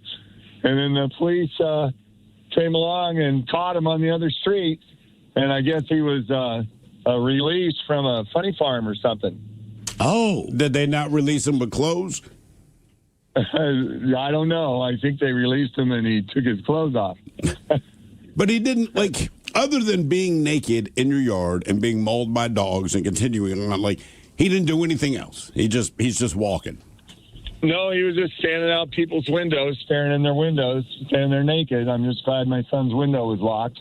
Yeah. I don't know what could have happened if he would have come through the screen. Did that traumatize him for a while, your son? Oh, yeah, he slept upstairs for quite a while. Yeah, I don't blame him. You're 9 years old. Downstairs anymore. I'm 57. I would too. Yeah. Like I'm switching where I sleep, man. That is very uncomfortable. We moved him upstairs and put him in the computer room and moved the computer room downstairs to his old room. And then put him upstairs and changed his bed and did all that stuff and moved it upstairs. And then we had to worry about my daughter because my daughter in the other room downstairs. So then she said, "Well, I don't want to sleep upstairs." So for a while, she slept upstairs in the living room by the fireplace. You should have told her, like, "Look, man, we're not playing favorites. It's just about which one of you saw the naked man in the yard first." How close were you to this mental facility? Thank you. I don't think there's any mental facilities around where I live. That's why it was. There's no mental facilities that I know of that exist where I live. Well, that's the thing. All right, so like it shouldn't happen again. No, it shouldn't happen again. Was he screaming or anything when he was being attacked by these dogs? Oh yeah, he was saying stuff. He was going screaming out and going ow. But the dogs they bit him 4 or 5 times. So it's not that he was nonverbal. Because I was thinking, like, look, if you're in a drug-induced coma, maybe you can take that trauma. It's going to hurt a little bit. No, wait, did he run away from the dogs, or did he just suffer their bites and then just keep going on? He just kept going on. He didn't run. He just walked. That's why I'm looking at this guy. I can see him across the 2 yards, and I'm watching him because I'm on my balcony. He's up on the second floor. So I can see him all the way, and he's just casually walking away while he's being bit. I'm going, this guy's on something. See, that would be my thought. Or he's just that far out there that I will say credit to your son. Because, I mean, I get your point being like, yeah, come on, man. Like, you're a little old for this. There's a naked guy outside my window. Okay, on it. It's like, all right, you have a good reason to be up here. But see, only a 9-year-old begins the conversation with, can I sleep in your bed? Anyone else would be like, there is a naked man outside of my window. Yeah. Not a 9-year-old. Hey, man, I don't want to cause any problem. Nothing like that. He can stay out there. He can stay where he is. Can I sleep with you? That's another good point. I mean, that's what, hey, start like with the adults headline. would lead with, there's a naked dude outside my window. Absolutely. What is the craziest thing that's happened to or at your home? 206-803-ROCK. I'm picturing full-grown adults. Hey, Mike, you mind if I sleep in your room tonight? Why? There's a naked guy outside my window. And I don't want to cause any problems, though. Move over a little. You're a little big to be sleeping together. Hello, Nick. Welcome to the men's room. Hola, bicholas. Yeah, so when I was 5, my mom's car we were living at my grandma's, and my mom's car was parked in the carport, and it just blew up in the middle of the night. The car did? Yeah. Like, it literally exploded? Yeah, it exploded. Does anyone know why that is? I'm not entirely sure, but at the time, my dad was on trial for conspiracy, and I've always just assumed it was a warning. Was she a witness at the trial? No, he was smart enough to leave her out of everything, but he sold a lot of cocaine back in the 80s, and his whole ring got in a lot of trouble, and from what I understand, he was about to cooperate, and then he decided he wasn't going to cooperate. And then the car exploded overnight? It exploded in the middle of the night, yeah. So obviously you call the cops and all that kind of thing, and they didn't offer any kind of follow-up like, hey, this is what we think it is? I mean, I was 5. I don't know. Okay. All right, fair enough. Did your dad, did he get all that stuff cleared up, I guess? Yeah, he got a 30-year sentence and ended up getting out about a decade ago, but... Have you talked to him at all? Oh yeah, I'm in. He's part of my life sort of now. But okay, well, I mean, did you ask him about the car? Like, hey, quick side note, just curious. You know anything about the explosion of Mom's car? Yeah, he says he doesn't know anything about it, but well, he probably has an idea. He just doesn't know who did it. I got to imagine. Yeah. Did it set your house on fire? No, it was an open air carport and. She was kind of parked far enough that the fire department got it out before it spread to the house. But do you remember what kind of car it was? Oh God, it was a Buick. Okay, I'd say if it was a Pinto, it could have just happened. Could have been a Firebird. Yeah, not a Firebird. Okay, that would have been a better story. Or a Fiero. Damn, that's terrible. I think I'd rather deal with the naked guy. What is the craziest thing that's happened to or at your home? 206-803-ROCK. Yeah, at least the naked guy. The shenanigans continue. This is the men's room with Miles and Thrill. Spring breakers may find more than crowds and cocktails on the beach this year. A massive bloom of sargassum, type of seaweed, smell it, estimated at 9.5 million tons, is stretching from the Gulf of Mexico through the Caribbean into the western Atlantic, according to University of South Florida researchers.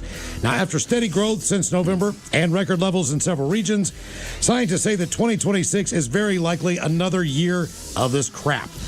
Seaweed is mostly harmless offshore, but once it piles up on the beaches, it decays, releasing hydrogen sulfide gas that smells like rotten eggs and possibly triggers breathing problems to sensitive people. Damn. Parts of the Western Caribbean, including Belize and Honduras, are already seeing buildup. And the next line, Belize, probably headed to Florida and Cancun.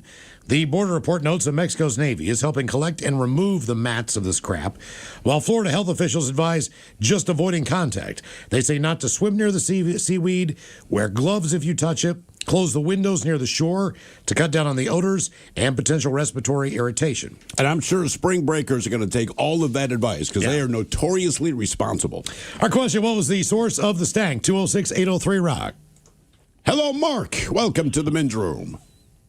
Hello, hola. Hola. So let me preface this by saying my grandma was a mortician, which kind of gave me curiosity, so I used to go hang out at the morgue. At what age did you start hanging out at the morgue? About 9 years old. All right. And when you're there with grandma, because grandparents are a lot more forgiving, it seems, than parents, what would she let you do or what would she not let you do? She wouldn't let me do anything but watch. Okay. And her main job was to beautify the body. All right, make them look better? Yeah, but now Henry, the actual mortician, he'd let me poke needles and put embalming fluid in. And this is the humble brag. So with that, is it something where your curiosity has stayed true through adulthood, or did you go in a different direction in life? No, I went in a different direction. I got my fill. I learned what I wanted. Okay, what were you looking to learn? Just what happens after you die. Okay, and what's the worst state of decomposition that you saw? Basically, because like you said, your grandmother's there to do the makeup and all that. I mean, do the bodies stink, or they've already taken care of that? Well, no, they were all kept refrigerated. So there wasn't really any decomposition per se. I mean, discoloration and, Sure. you know, shrinking skin, stuff like that. But, well, the smell of formaldehyde is pretty bad. It is, but it beats the alternative. All by itself. Do you remember what temperature you keep a human body at when it's refrigerated? If I remember correctly, I want to say it was 34 degrees. All right. Oh, pretty Do you cold. put that in the crisper or? 34. Okay, and how many years did you do this with Grandma? About 2. All right. But you never helped her apply makeup or anything like I wonder that? if she ever worked like at a Macy's or a Nordstrom. Oh, I know how to apply makeup. Yeah, exactly. She's been doing this for years. Grandpa was a tailor at Nordstrom's and a model. Oh. That's an interesting grandparent set. Yeah, we got a tailor/model married to a mortician. Who passed away first? Grandpa. So she took care of him. Yeah. Well, he died of a rapid heart attack. What they call is a man killer. Oh, wow. Okay. Well, they got the name right. Or a widowmaker. Yeah. One of those two. What was the source of the stank? 206-803-ROCK. Yeah, when people make up dead bodies, too, it's weird. 'Cause Well, it's it starts weird, yeah. Right, but like I've had family members pass away. When you see them in the casket, it's like, all right, they put makeup on them and stuff. Yeah. But then that coach I saw die in person, he looked better in the casket. Oh, really? Yeah. I can believe that. My aunt died in, was it October, November, whatever it was last year, and she was always a bit of a glam queen, but it was an open casket funeral. You know, you go up and you pay her respects. I'm there with one of my other aunts, a living one, and she just pulls me aside and says, Stephen Gregory, how does your Aunt Fran look better than me dead than I do alive? I say, you're not wrong, and I don't know. Somehow, even in the coffin, you're like, how do you still look like that? It is unbelievable, man. Hello. I mean, it sounds you hate stupid. to say it, but like, good job. But everybody was saying that, just like, you know, you're going back eating our Olive Garden, just like, because people, you know, they'll always, oh, they look good. But we're like, no, seriously, like, she looked good, man. Don't be to the point, like, is this a hoax? I hate going to a funeral and you walk in and it's open casket. Why? Because you got to walk by it. I mean, you don't have to. Well, it should be in front of you, not like, yes, you know. I know that, but eventually you need to walk by there and pay your respects, Yes. right? Okay, that's to me, that's a weird ritual. It is, but, you know, I guess your last time seeing someone, you know. That's all it is. And it depends who it is. Like, an aunt died a couple of years ago. I'm like, She did not look that great, and I don't know if it's on the makeup or just how long she'd been dead, but it's like no one needed to see that because that image is burned in my head. My Aunt Fran looked exactly the same as she always did. Didn't she do like 4 set changes? This is at the funeral. This is the funeral. So we roll in, and initially it is the funeral. It's open casket. We go up and we pay our respects, and she's wearing whatever the hell she's wearing, okay? So then we go to the place where she's going to be buried. She wasn't buried, interned, sorry. And she goes, I won't even explain the whole thing, but we don't know what's going to happen yet. We're waiting like for the hearse to show up because a bunch of us are there. There's no hearse. And then you hear this, and there are 4 horses pulling a carriage and her gold casket. God, if you knew her, you would not be shocked because we're all just kind of rolling our eyes like, yep, of course, Fran. Apparently she had mapped this all out. But she goes by, and it's kind of like this see-through carriage, and we see her, and she's in a completely different outfit. So me and the one aunt who said, how does she look better dead than I do alive? We're very close. We just kind of exchange looks like, of course. All right, whatever. So it disappears kind of around the corner, and then they call us over, and they do like their final eulogy or send-off or whatever it is. And before she's interned, the casket is opened again. And keep in mind, maybe 20 minutes is gone. She's in the 3rd outfit. Then it's closed. She's like Lady Gaga. It is. Except she's dead, man. And it's like, who is responsible to put these shoes on for making all of this happen? And that's the thing. You could not see her basically from the breast down. I guarantee you she still had different shoes on. But every time we saw her, we're like, are we in a time warp or something? Like we just saw her. We saw her ride by in the carriage. She's wearing A. It's 10, 15 minutes later, we turn the corner, she is dressed in something different again. And that's when they interned her. And even then, she probably has some clause like, hey, open the crypt once every 3 months, change Can you put me in my PJs, though, and you'll finally let me down there? And look, if you knew her, you would not be shocked, but you're still like, wow, man, even in death, you have 3 different costume changes. What was the source of the stank? 206-803. Yeah, I go back and forth on it. And then my mom, they were so old school Irish Catholics. Like when her dad died, they just sat the body in the living room for like days. What? That's how you had the viewing. And they would just sit around and drink and eat. I mean, but like with the body in the living room. But when I go to bed at night, like it's still there. I guess they would. I don't know if they took it out and the funeral home would bring it in. I would hope, but they would have these living wakes like in the house. That's weird. Yeah, no thanks, man. Yeah, that's way too much. Hello, Ken. Welcome to the men's room. Hola, naked ladies. Hola. One of those crazy white people that have their dogs sleep in bed with them. And one of our dogs, she's always on the outside, so keeping me from rolling out of bed, and she's under the covers. And at this point, I was sleeping face down, and I just woke up to just the most god-awful stank. I just can't describe it. And then I pieced it together. Oh, yeah, she's been scooting her butt a lot. Her anal glands had expressed about 6 inches from my face. That is a smell. God, that is a smell. They could do it on their own? Well, if they get to the point where they have to release at some point in time, you can do it manually, or it's just going to happen on. It's like a zit. Right, You can pop the damn thing, or eventually it's just going to do itself the way it does. How messy is that? Like, how much is extracted from the anal glands? It was not a lot, thankfully, quantity-wise, but, I mean, the smell just stayed in the room. Open all the windows, get a fan going. It didn't matter. It was there all night and all the next day. Just a dab will do you, as they say. Oh, absolutely, yeah. Put a little behind your ear and you're good to go. Yeah, wow. We've had vet techs that have called and told us that doing that, it squirts in your mouth. Yeah, I remember a woman who called and said that happened. They've had it hit their lip, just in their eyes. Just like, oh, God. Well, my dog's been taking this medication. One of the things the medication does, of course, it gives not quite diarrhea. She just has to poop more often than not. So earlier this week, I think it was, maybe Monday, I wake up to the faint stink of dog poop. My wife's super tired. She's like, man, I woke up 3 o'clock this morning. I heard the dog in the hallway. I knew what she was doing. Pooped on the floor, cleaned it up, whatever. Then she's about 4:30 in the morning, and I slept through all this. She's like, dog did it again. I've been cleaning dog ass all morning, right? She's kind of over it. I'm like, dude, I get it. So I take the dog out. It comes about 8 a.m. now, but I still smell it. I'm like, babe, you cleaned it, right? She's like, yeah, of course I cleaned it. I'm like, it just smells like there's still dog ass somewhere in the house. And then I flip on the light to the basement, and at the very bottom of the stairs, there's this glistening pile.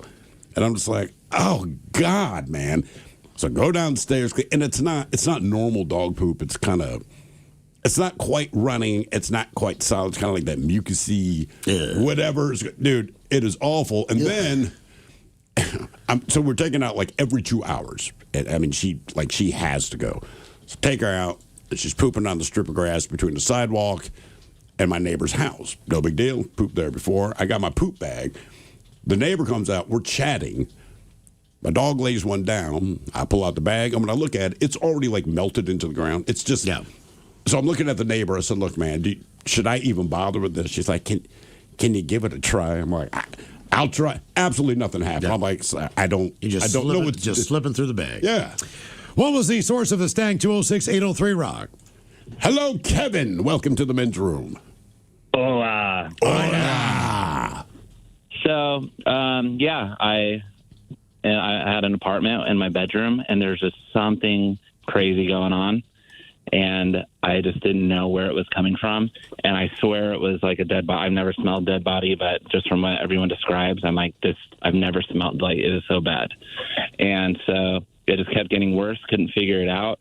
So I literally had to go through every inch of every single item in my room, like socks and clothes, because my roommate had a dog, so dog get in here, and it's just something's been rotting in here. Is there like a dead rat? Well, it turns out, not under my bed, but behind my bed was a bag of frozen broccoli. How did that get behind your bed? Yeah, I'm like, what the? And so I pull, and it was unopened. And so I opened the bag, and there's nothing in it except for black powder. Ah! And I remember months prior to that, I had a fever, and I just I needed ice on my head, and I vaguely remember grabbing the bag of broccoli. And I must have passed out, and it was just lodged behind my bed the whole time. Oh, how long had it been there, do you think? Long enough for a full bag of broccoli to be almost like black dust. Okay. Jesus, man. Wow. That is so gross. Yeah. Broccoli never smells good, by the way. And there's people that like it, but there are ways where it'll smell less bad than other times, man. Anytime someone cooks broccoli, and all my years cooking, every once in a while you steam broccoli. Smells like crap. It's like, oh my, I cannot believe. Look, I know people like it, but it's just one of those deals, like you say with liver and onions. I cannot believe that you smell this and then said, you know what, man, I want a bite of that. Mm-hmm. I had a fish tank in my sometimes a broccoli is just the lesser of evils. It is. Brussels sprouts. Right. I know. I'm just saying, the first person to eat broccoli, how hungry were you that someone steamed that and you're like, yeah, I want that in my mouth? I had an aquarium in my bedroom, and I had 2 Oscars. And I woke up one morning, and there were babies all over the tank. Yeah. And I'm like, all right, man, I'm going to have to get a bigger tank probably. Yeah. And they quickly started diminishing. And I was just assuming that the parents are eating their babies. Sure. So me and my wife did. But, the tank is crystal clear, and it's starting to smell. And I'm like, I don't get it. So, basically, I take all the water out of the tank, replace the water, do all that. Then the smell got worse after I replaced all the water. And I'm like, what in the hell's going on? It turns out that you put 2 grates down, depending on the size of the fish tank, down onto the bottom of the aquarium. And then you hook up the system that allows the air to be pumped through. Sure. Right?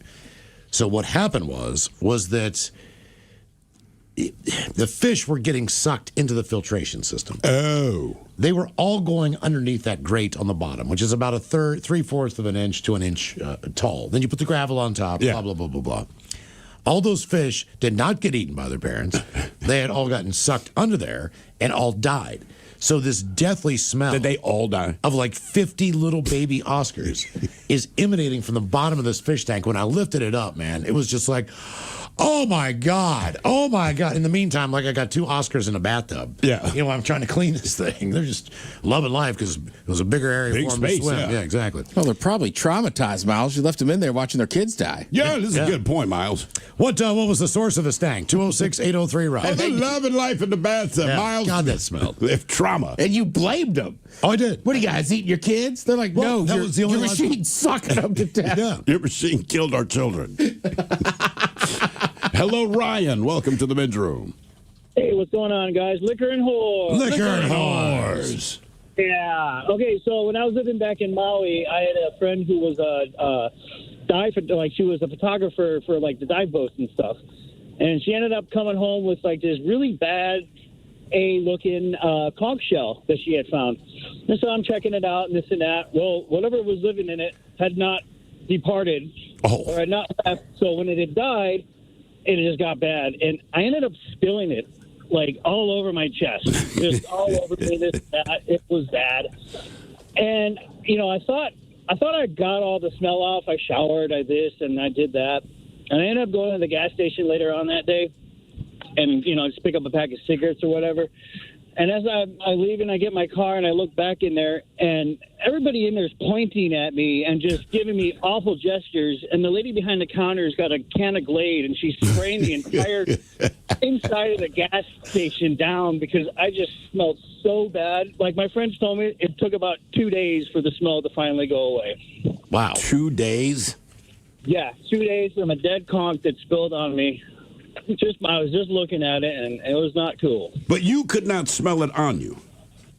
Well, you get used to it, I think. I don't know. I smelled it at first when it got on me, but I thought after I showered and everything that I was good, but apparently I wasn't, so. Damn. Well, that's one way to find out. Wow.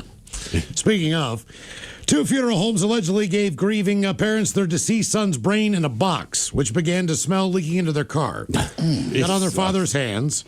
Per a lawsuit, the dad, Lawrence Butler, said at a press conference that the discovery was overwhelming, leaving a horrific memory that still leaves terrible thoughts about their son. Timothy Garlington, it was and is still in my heart that I got in my car and I smelled death, as he said very emotionally, wiping away tears. Now, after Garlington's death in 2023, the Butlers had his remains shipped from Southern Cremations and Funerals in Georgia to Nick's and Nick's Funeral Home in Pennsylvania. Nick's and Nick's. Where they picked up the belongings, including a white cardboard box that contained an unlabeled red box. Now, Abby Butler could not open the red box, according to the Butler's attorney. Several days later, the red box, which was in the Butler's car, began to smell and leak fluid. When Lawrence picked it up, the fluid, which was brain matter, covered his hands. When the parents called the funeral home in Georgia, they were told it was Garlington's brain and that a mistake had been made. Wow. Adding that the Butlers returned the box to Nick's and Nick's. Stewart said he's consulted with other funeral homes and that no other point in the process is the brain separated from the body in that fashion and shipped in that fashion, especially in an unlabeled box.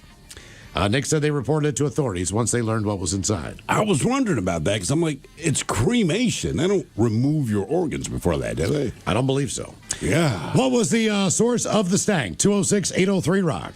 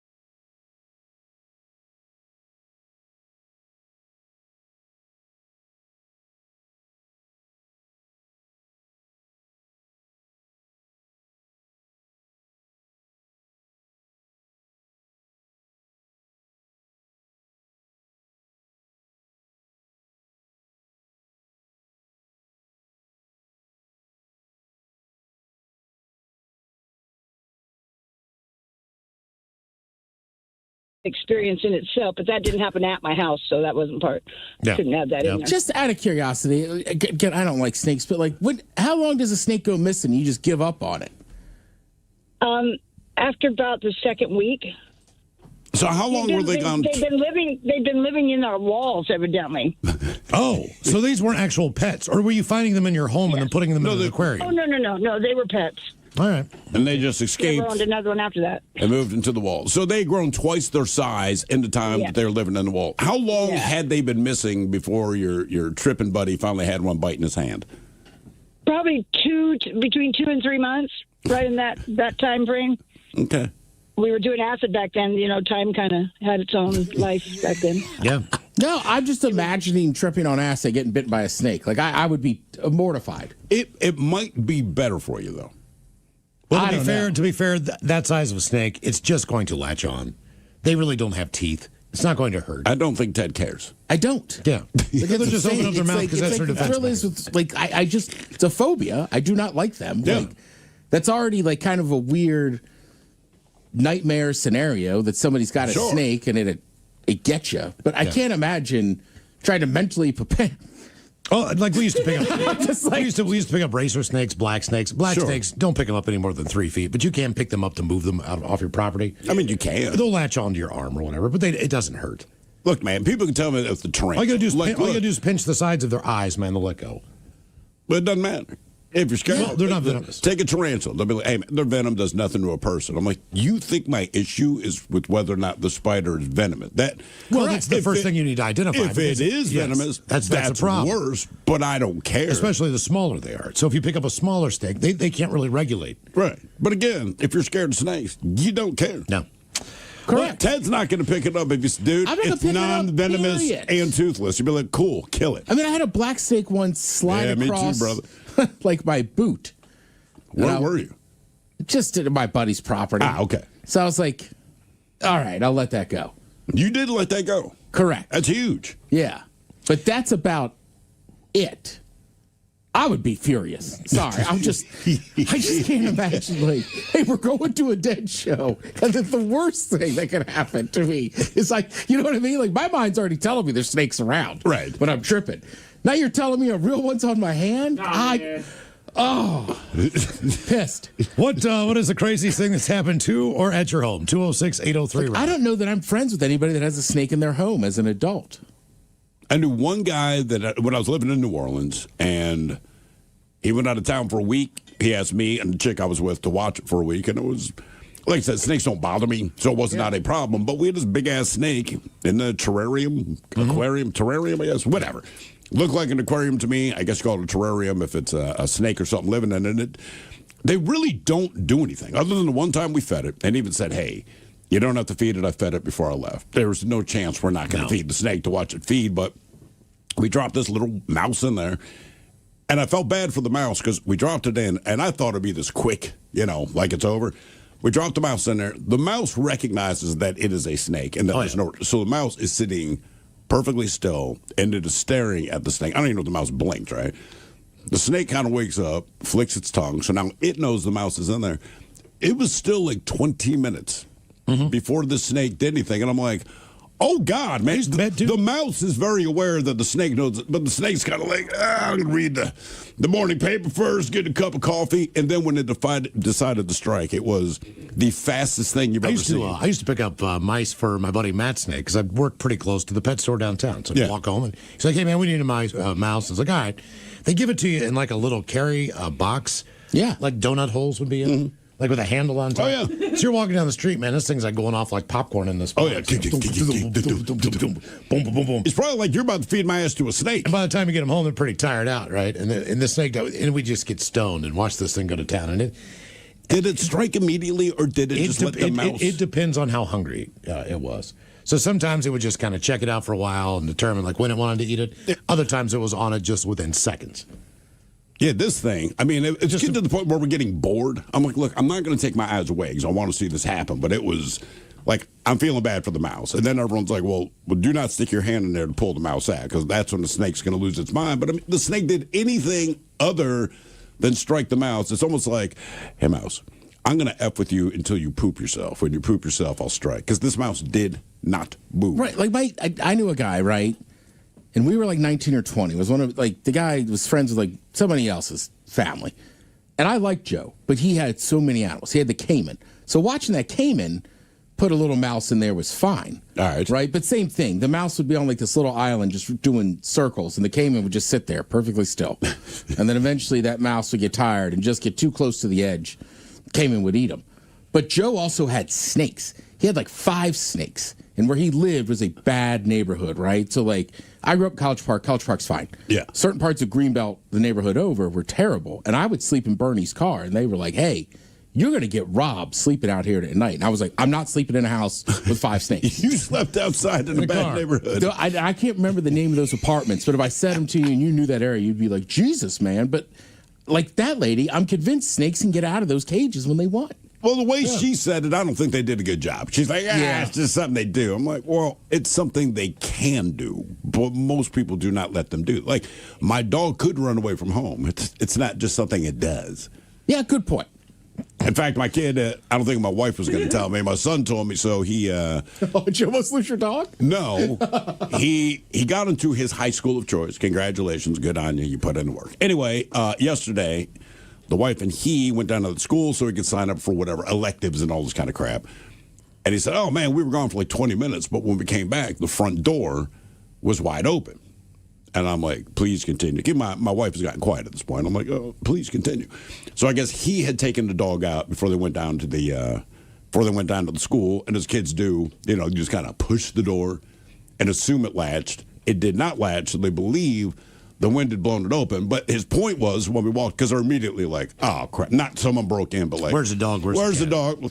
Said the dog's just chilling on the couch. Like, don't care. No F's to give. I'm like, all right, that's a good sign.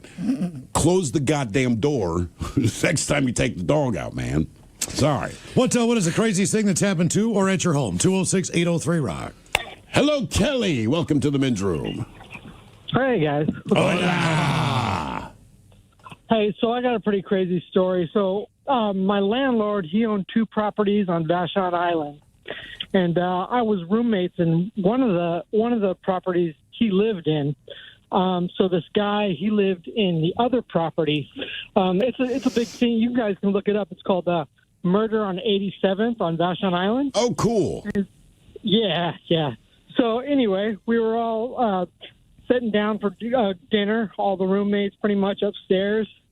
And the guy was kind of squatting on the other property, so he kind of had a beef with him in the first place.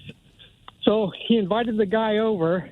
They lived downstairs, the landlord did, and all of a sudden we heard this pop, pop, pop, three shots. I knew what it was right away. All the roommates were looking around. I go, that was gunshots.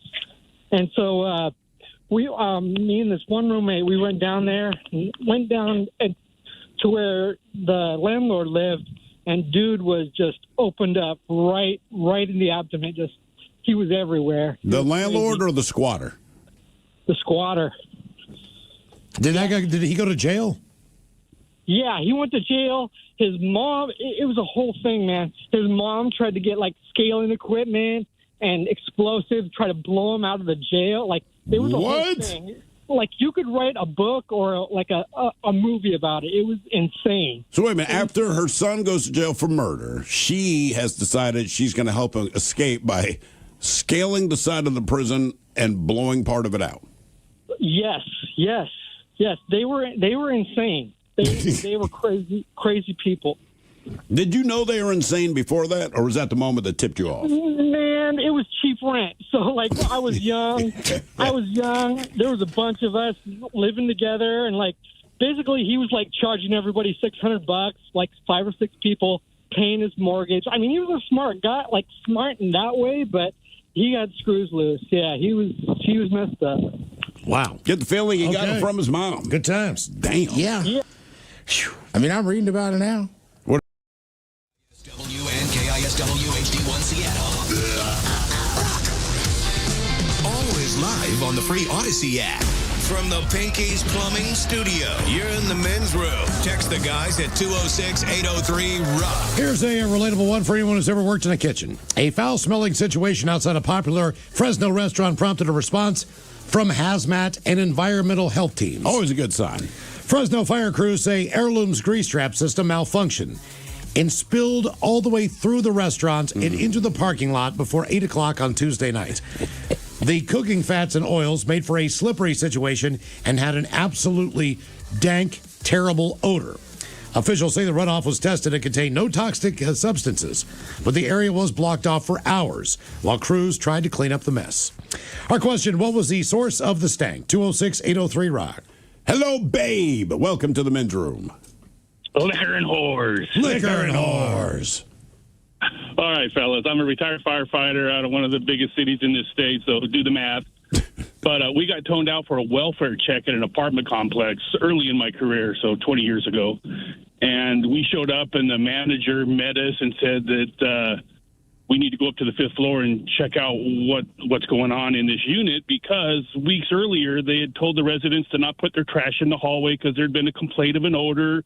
And so they did that, and they sprayed, and the odor came back, and they treated the hallways, and eventually there was no garbage to explain for the smell. And they narrowed it down to one room that they couldn't get open and check. And so we went into that room, and the person living there had expired weeks ago. And on the elevator going up to this place, we knew immediately that we'd smelled that before. And we just looked at each other and went, this is not good. And we got up there, and I thought it was a black man that had perished, and it turns out I saw his license, it was a white guy, and he had been there for so long on his couch that his head was at a 90-degree angle. The skin on his body you remember that tracing paper we used to use as kids when we wanted to be really cool and draw well, even though we couldn't? Yeah. His skin on his body from his arms and his chest had slid off his body, and it looked like a spider had made a web, or he was covered in this tracing paper because he was blanketed in the skin that had sloughed off. And there were dead flies that had cycled through many different cycles, because there was the larvae and the flies still flying, and the ones that were dead on the floor, and they were cycling through on this body.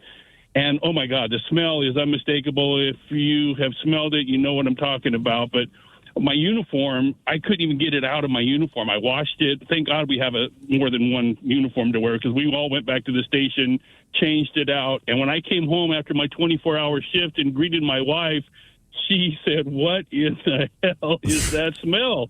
And so I told her the story of this guy that we had to go check on that had passed away in front of his TV and stayed there for several weeks until we found him. He must have been watching something really good. My question Would you almost rather deal with a backdraft at that point? Yeah, well, we were all on the deck periodically to try and wait for the cops in the corner to show up, because it was suspicious. Nobody knows how he died, and we just wanted to get the heck out of there. But we had to wait until the police showed up, so we were stuck there for a good half hour. It was just, When you're on your way up there in the elevator and that scent hits you, and you guys are like, we already know what this is. We know what we're going to see. Do you think to yourself, like, you know goddamn well the landlord knows that somebody died in this apartment. They just want you to be the ones to go in there? The maintenance guy cracked the door open and then shut it immediately, and that's when we were notified. But we carry in our little medic bag a little tiny bottle of the Vicks Vapor Rub, and you put that underneath your nose when you go into some of these houses that are potentially stanky, and it does a great job, other than not breathing out of your nose and talking to everybody like this. I mean, you can function, and all you smell is Vicks Vapor Rub for the most part. So, like a smelling salt wouldn't work because that's temporary. No, smelling salt just wakes you up to smell it better, probably. Would you rather? Is it better to breathe out of your mouth? Because I just feel like, look, man, you smell something like bacon or coffee when it's being made. If you breathe out of your mouth, take a deep enough breath, you kind of taste it, right? So I'm just thinking, like, that's what I mean, man. So it's like, look, I don't want to smell this, but I don't know if I want my mouth open. Yeah, at some point you're going to breathe through your nose, and you're going to get reminded of what you were chewing on for the last half hour. Because it's not pleasant, and there's a compartment in my brain that stores all these really horrible memories, and I'd like to forget them, but thankfully I don't. So I can call into your phone, your show. Yeah. And Oh, share 'em with yeah, everybody sure. else. And every kid who's using tracing paper just balled it up and threw it away. That's exactly it. I would just learn to draw on my own. Did you ever figure out how he died? Oh, sorry. Just let him go. What was the source of the stank? 206-803-ROCK. That seems crazy to just be sitting in a chair watching the tube. And then dying. Yeah. I don't know. I would think if they were having a heart attack, wouldn't you stand up or something? Like maybe it just happens. I don't know. Maybe he did try to stand up and he ended up just falling back down into the couch. I don't know, man. Maybe it was what he was watching. Hello, Franklin. Welcome to the men's room. Hola. Hola. How's it going, fellas? Doing well. Nice. So the thing that I smelled, I used to live in eastern Colorado, where it's real flat and it just gets really hot. Yeah. And I was working on an oil field job building burner stacks for oil field companies, and I was helping clean up the area one day, and we had found a old milk jug that was halfway full of dead flies. God.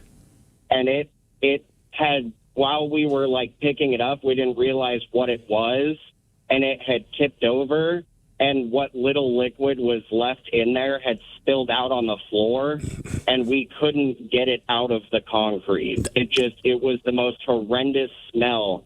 All the flies were dead. Out of the concrete? Yeah. It wouldn't come out. We tried everything. So you just grin and bear it, I guess, at that point? Yeah, pretty much. I mean, over time it went away, or we got used to it. I don't know which one, but... Well, how much time had to pass before either it went away or you guys got used to it? It was probably like 2 weeks. Jeez. I mean, there's a lot of dust and everything out there, so I'm sure that it got covered and soaked up somehow. Yeah, it's still pretty gross, man. Jesus. You talk about it's one of those things I always question where, and we all do it. I try not to do it anymore. But does this milk smell bad to you? It's like, listen, if it smells bad to you, it's going to smell bad to me. I don't need to smell it. Or when they do hey, come here, smell this. I'm smart enough now to ask, why?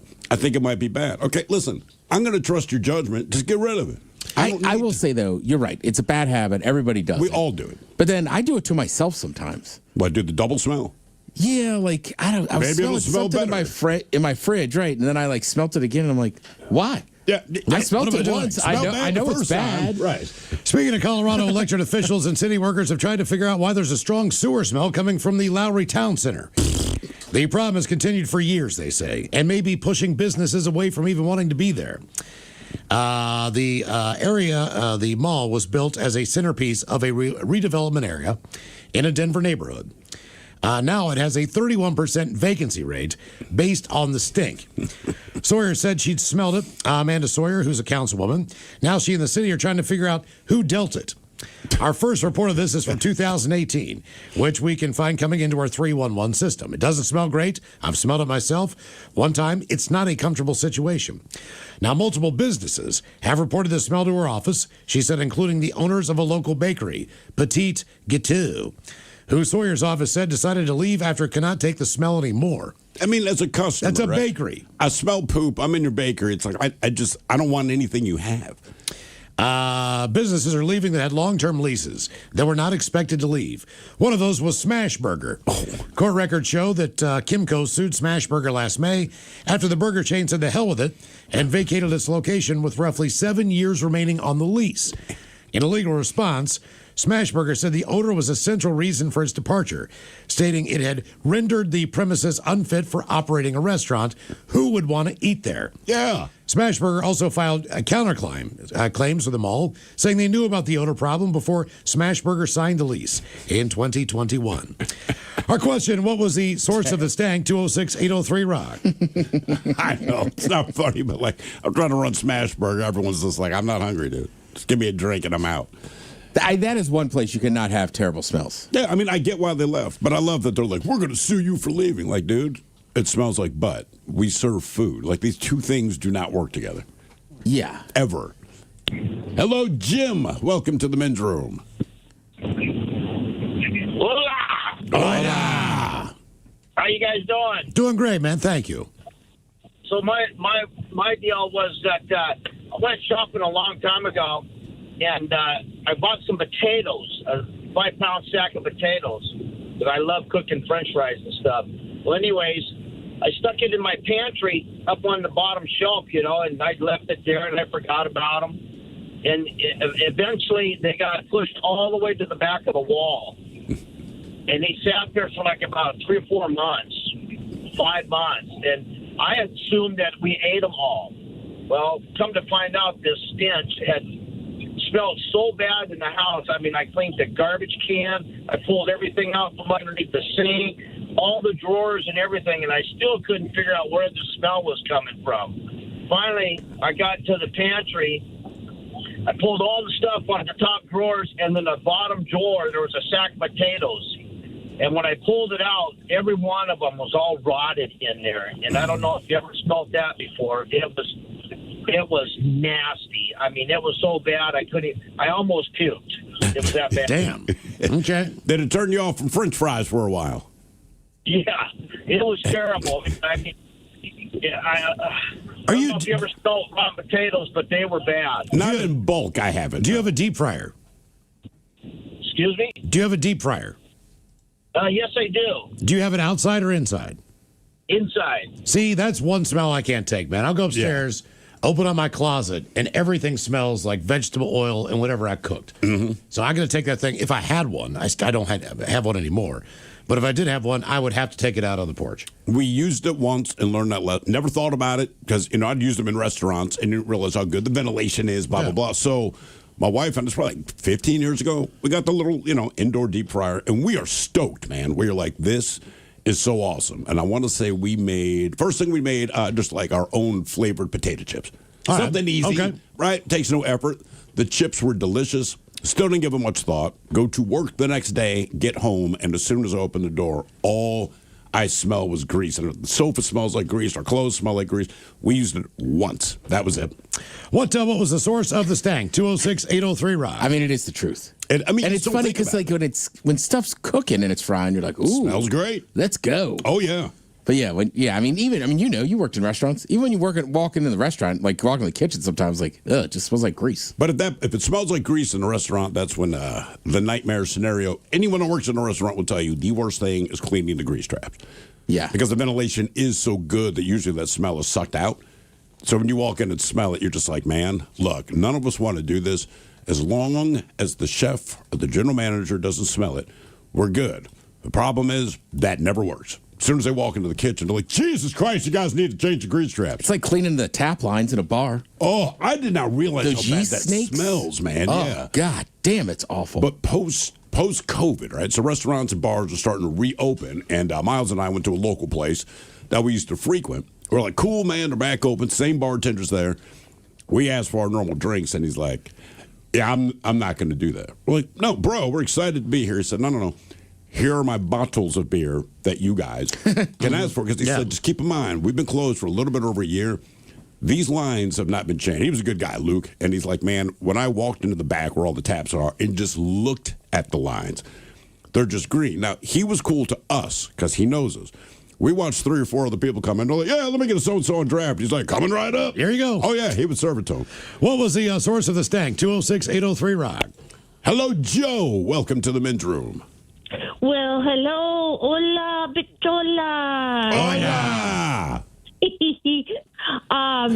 So a long time ago, I had a Jeep Cherokee, and I went grocery shopping, and my son was trying to help me get everything out of the car, and I said, "Okay, is that it?" And yeah. Well, a couple of weeks went by, and it was summer, very hot, and one morning I went back, to get in the car, and there was all this stuff on the ceiling, and I was like, did the cat throw up in here? What is that? And it was the milk. The jug of milk had exploded inside the vehicle.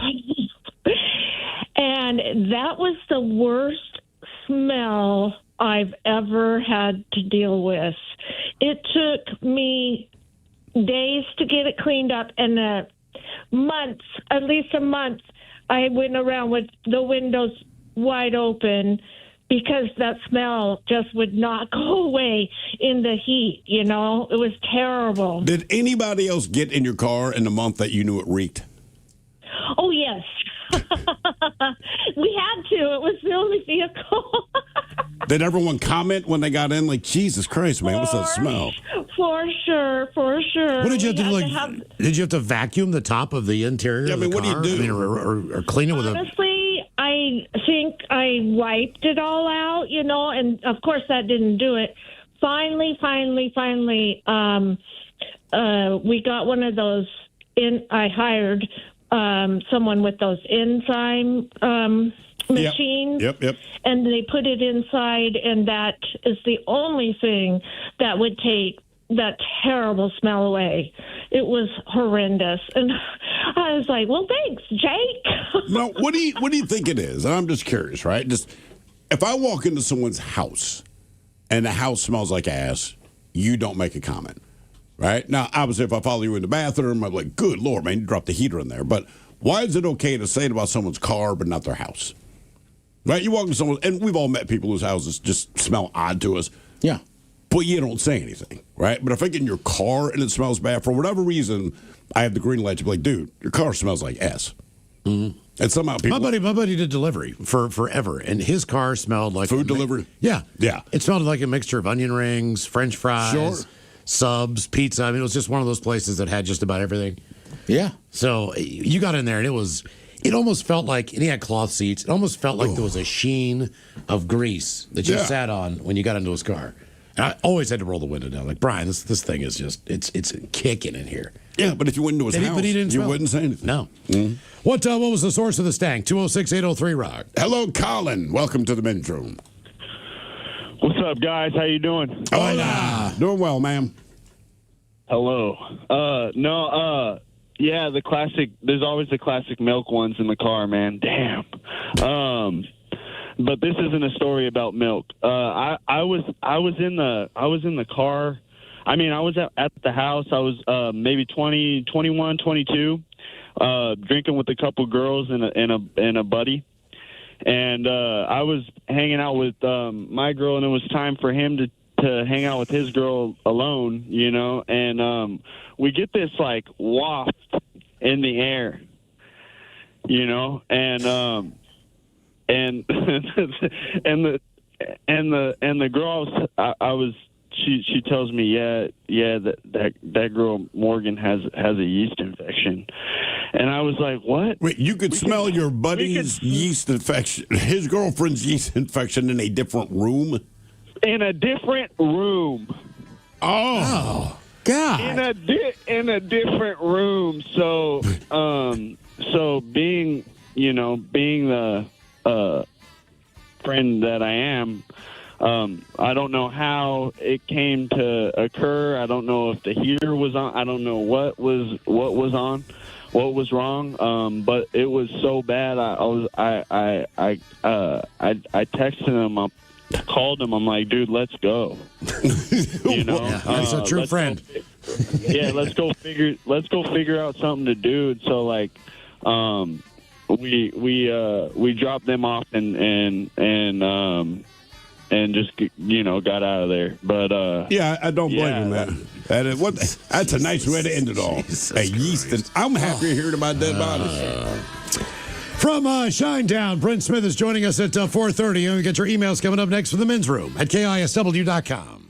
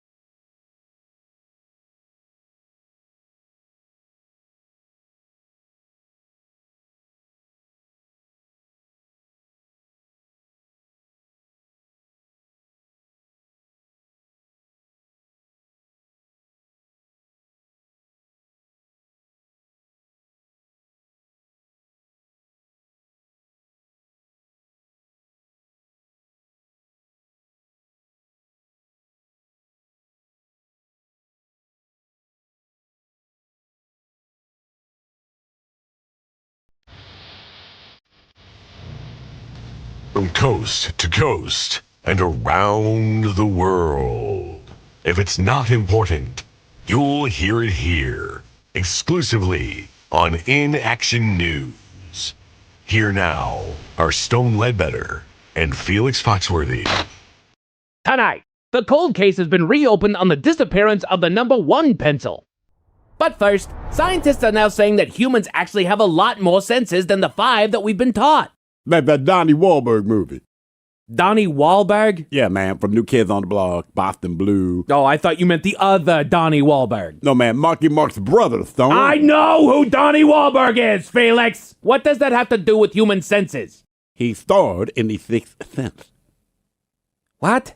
He starred in The Sixth... I heard you! I suppose Donnie Wahlberg was in The Sixth Sense, but I would hardly call him the star, Felix. I would call it a Bruce Willis movie before I would call it a Donnie Wahlberg movie. Okay, Donnie Wahlberg is the reason there's an M. Night Shyamalan twist ending, Playboy. Therefore, he is the most important character, ergo, it is a Donnie Wahlberg movie. How do you manage to make stupid arguments sound right? It's actually an art, Playboy. Indeed.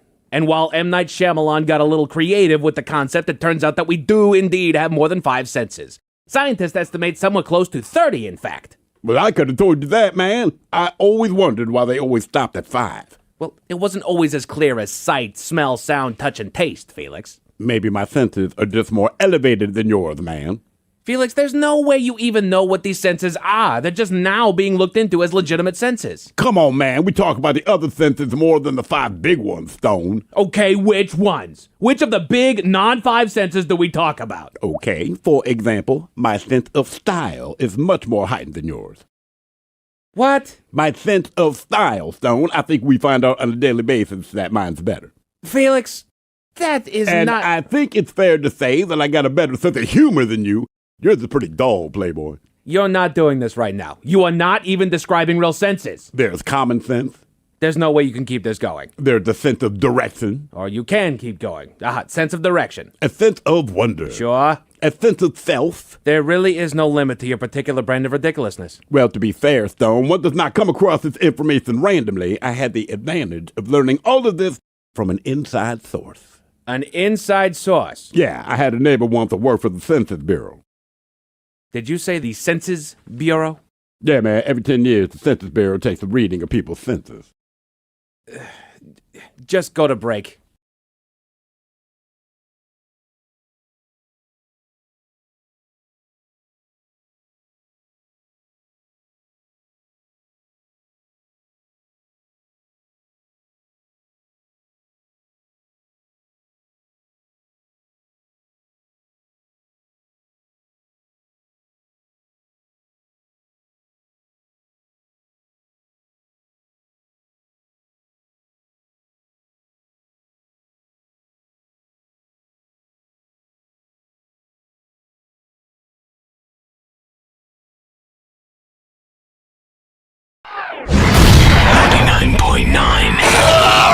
KISW. Ladies and gentlemen, Brent Berry from Shinedown. Give it up for him. There you go.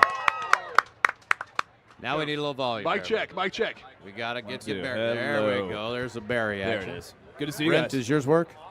I think it works. You have to put on headphones so you're official. So you can hear the question. Plus, it makes you look cool. Yeah, And it you can does. hear me breathing. It's like you're in the studio. Ted, these guys are rock stars. They don't look cool because they're on radio. All right, my bad. Yeah. You know what looks cool? Being up on stage, kicking ass, rocking. Yeah. How long have you guys been at this now, man? We've been talking to you guys for like 6 years. Are they on 10 right now? I think so. Here.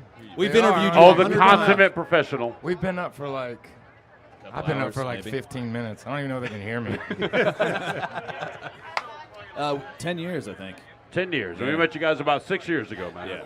Yeah. It's cool We to haven't see. stopped. Now, one question I do have to ask. Last time you guys were here, we had this discussion. Are you guys still kind of the, what are they called? The character actor of music, where you said you guys would go up and play, and you'd see people react to the songs you're playing going, oh, gee, they're the band that plays this song. And you guys have like 8 of them. It still happens. It still happens? It's the full set, though, man. Come on. Absolutely, it is. How was it different on the Sound of Madness thing, though, at all? I mean, Well, yeah, because they were coming, being our tour, they were coming out for that. But yeah, you still get those people that look at you and they go, "Oh, those guys." Do you do the barbecue experience VIP thing, Barry, where you go out and you grill a little food for everybody and kind of get to know the fans? I only got to do that a couple times on this last run. We were so busy doing everything else, and by the time you get off stage, we were signing autographs afterwards. By the time you get off stage, it's 1 o'clock in the morning. You got to get to the next city. So Right. So I you've been didn't on have the the bus. opportunity as much. Is it weird for you to sleep in your own bed? Yes. At home? Absolutely. I mean, are you looking for like an ice bucket or room service? I need to get some sort of motor under there to kind of make, honest it to God, vibrate so I can fall It's asleep. been like 6-7 years. You guys have been nonstop. I mean, is it just weird kind of to have any downtime at all? Yeah, it is. I don't know what to do with myself. We get stir crazy if we're off for more than a day or two. We're already pretty crazy anyway. Yeah. Brent, I mean this in the best way possible. I'm looking at you right now, and I think they'll agree. You look like the young version of Ozzy Osbourne. I get that all the time. He does. I'm glad I'm not the first. I'm glad I'm not the first. At least you didn't call me Meatloaf. Oh, no. I just say you look tired. Yeah. I look We tired. are. Well, you just woke up. Well, I did. You get up for 15 You minutes. can say what you want about Meatloaf. That dude's got some range. No, he's he awesome. he can still do his thing. What time did you go to bed last night, man? You've been up for about 15, 20 6 minutes. o'clock in the morning. Where were you yesterday? Don't assume last night. Yesterday. About 6 o'clock in the Kennewick. morning. Kennewick? Kennewick, yeah. Okay. And was that the end of the Sound of Madness, or are you guys done with that, or where are we on that? That was the end of the Carnival tour. Okay, that was the end of the Carnival tour. Yeah, that was it. We filmed it. We're planning on doing a DVD with it, so it was the big end for that tour. But we're not done. We won't be done touring till December 9th. We're finished in New Orleans on December 9th, and that'll be, as far as the touring cycle for the record, The Sound of Madness, that'll be 2 years and 7 months that we've toured it. Today's show 406 You since actually keep April track. of 2008. You keep a diary or anything like that, man? Actually, we don't. Chris should. Lightcap, who is our monitor engineer, he pretty much he started back in April. KISW. We return to the men's room with Miles and Thrill. We believe we'll have Brent Smith coming up from Shinedown, joining us at 4:30. But first, time for a few emails to the men's room at KISW.com. You've got You've got mail. Had a couple from our question dealing with the Stan guys. I lived in a 2-story apartment, had a very odd single guy living underneath us. There was a point where his car hadn't been moved in over 2 weeks. We started to get a foul odor, so we called the apartments. They called the cops and went in.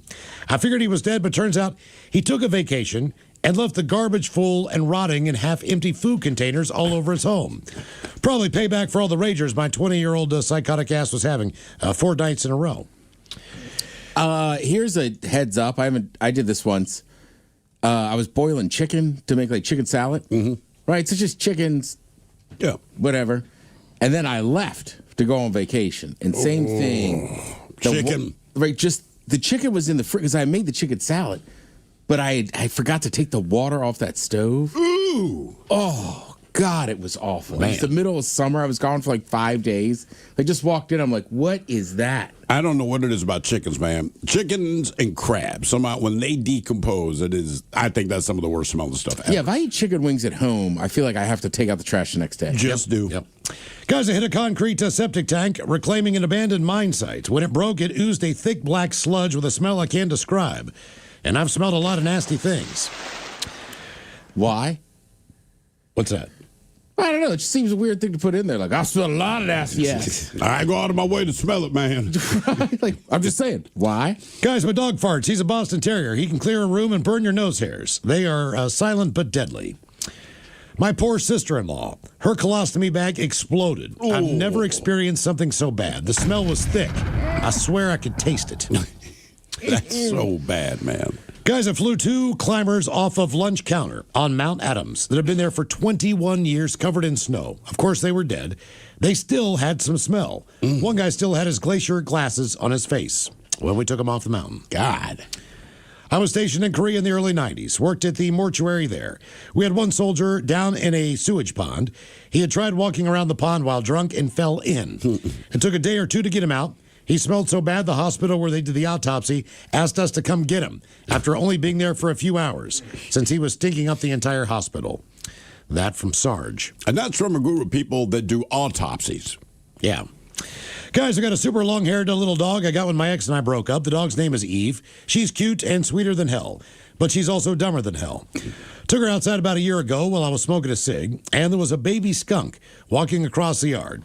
So I got Eve inside before she saw it and went to finish my cigarette, but did not close the door all the way. Eve bolts at it, thinking it wants to play. Stupidly chasing her, and the pair of us, we both got sprayed full on. Oh. Had to bathe her for an hour to get the stink off of her. Then I had to shower and wash my hair forever, and the stink still was not going away. Had to buzz my hair, which I've been growing out for 4 years. Oh, dude. Keep on rocking, guys.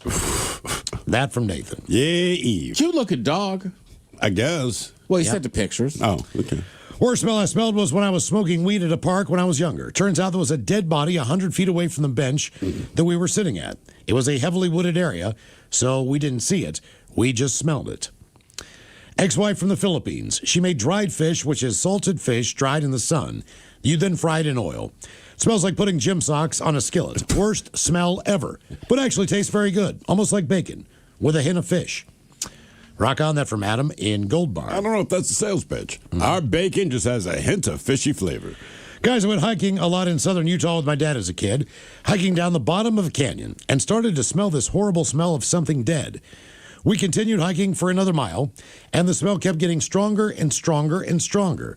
Well, we come around the corner and see a dead cow with a calf halfway out of the mama cow. Oh, she clearly died during birth. It was pretty sad to see and smelled horrific. I was probably 7 or 8 years old, and I still remember it vividly. And one more from our question. Guys, I own a Comic and Magic the Gathering store. Dog ass smells better than some of my customers. I believe that, man. I believe that, seriously. Like, even at the convention over the weekend, Emerald City, right?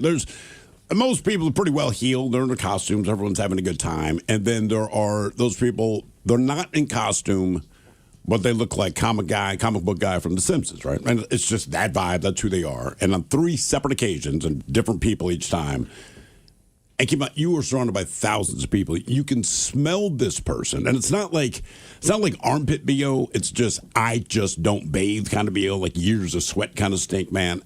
And maybe it wasn't who I was looking at, but you scan the room, and I'm like, it's that guy over there. Yep, I know it is that guy over there. And if it's not you, sorry, but you look like you smell, and somebody smelled. Time for a few birthdays brought to you by Men's Room Roasted Red Salsa from San Juan Salsa Company. Dip responsibly. Wishing a very happy 32nd birthday to my wonderful husband, Michael. I hope work is easy on you today. Birthday lad requested a bong hit, a beaver fart, and Thrill Shotgun gets in that order. Thank you, guys. That from Haley.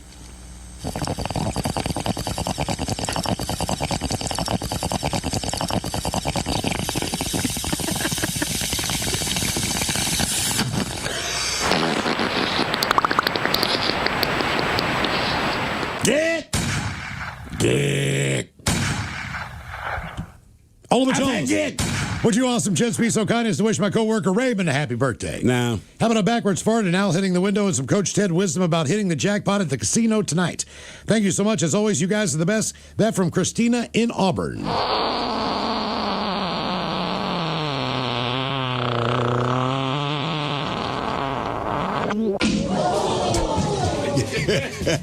It's all right, go to the casino and want to hit that jackpot. First of all, we got to go with a positive mindset, all right? It's your birthday. You're fired up. Maybe you're hearing my voice right now. She's driving you to that casino. You go in there. I don't know a ton about slots, but I know there's a system to it. Look at the old lady around you and go, what's the system for this one? And then play the same machine? Yeah, I tend to stick with the same machine. I don't know. Or immediately take one over from the old lady that hasn't hit yet. That's how I hit big at the Flamingo. Guys, it's my husband's day, 47th time around the sun today. Can you give him a shout out to the Dirty Germans talking about having fun as you get older? Maybe fish sandwich and some turtles too, please. $2 I get a fish sandwich?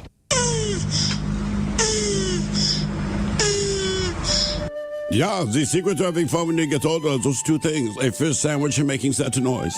Yeah, the other thing is the older we get, the more easier it is to have fun. So shout out to the pharmaceuticals. Yeah, pharmaceuticals and a little loose on the backside. And finally, for the birthdays, all the guys I'm writing in today so I can get a birthday shout out, I hit the big double nickel. So can I get a fart montage and you guys talking all over each other about how awesome truck drivers are, please? And thank you. Been listening since the Buzz days. That from Jason.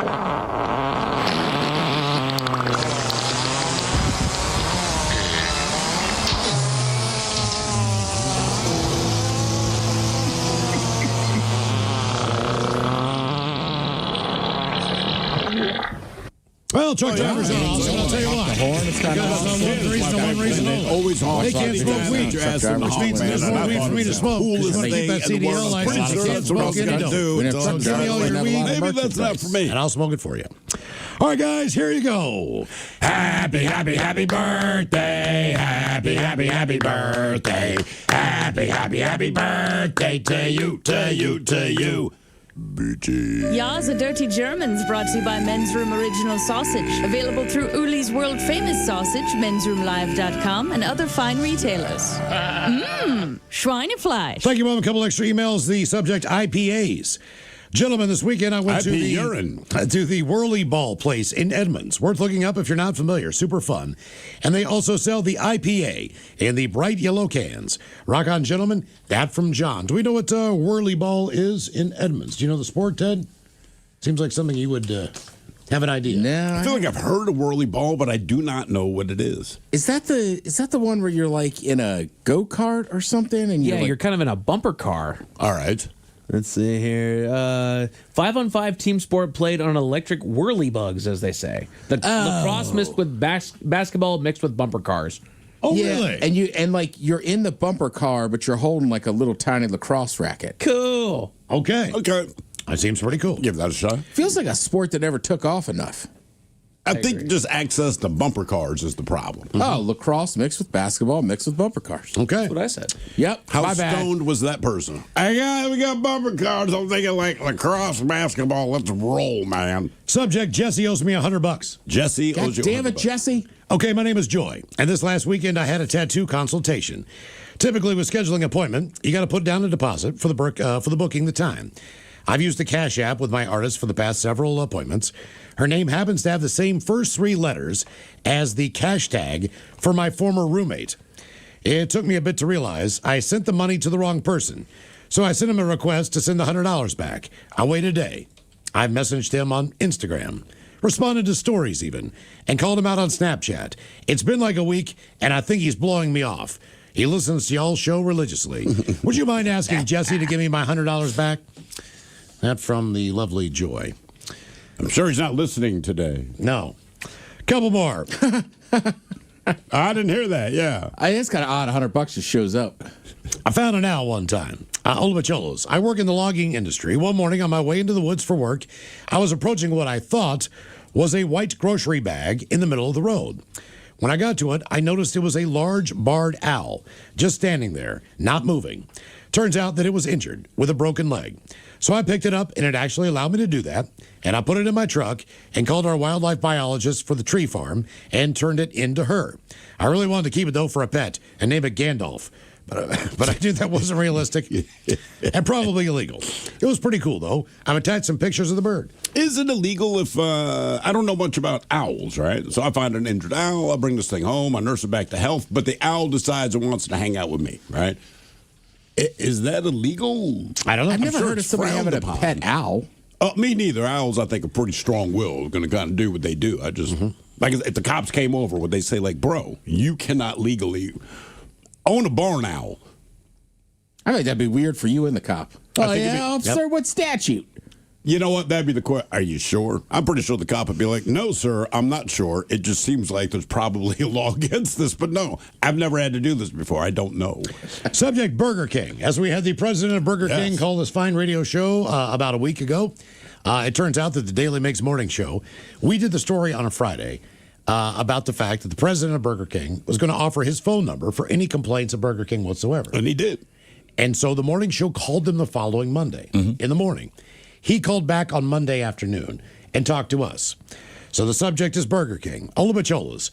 Rarely do I ever get so moved by a hard-hitting radio show built on nonsense, fart jokes, and questionable life choices that I feel compelled to send an email. But somehow, you guys ended up talking to the actual Burger King. Yes. You guys always do great interviews. This one was different. Miles finally got vindication after his legendary 2-week Burger King career. Justice has been served. I am sure Tom will welcome you back with open arms and a brown polyester uniform. Better take him up on that Halloween costume offer. Moment deserves to be properly documented. I might go back to my crappy local Burger King that I haven't gone to in 3 years to see if it's gotten any better. If it still sucks, I guess I know who to call. Thanks, guys. That from Brett. Do you remember the Burger King ads they had with? We all remember the creepy Burger King. Yes. So they had one where they had a hidden camera and we're just like, the Whopper's different or whatever. And there's this one famous guy. They got rid of it. Right. That's like, I want my Whopper. Originally saying. Right. So I turned out they didn't. I saw the guy that made that commercial, and he was like, "Look," he goes, "that guy wasn't an actor. That was a real hidden camera."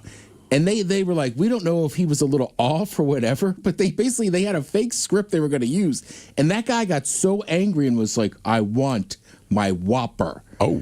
Yeah. Oh, damn. Damn. So they sent him like, back there and make me a Whopper. Correct. Yeah.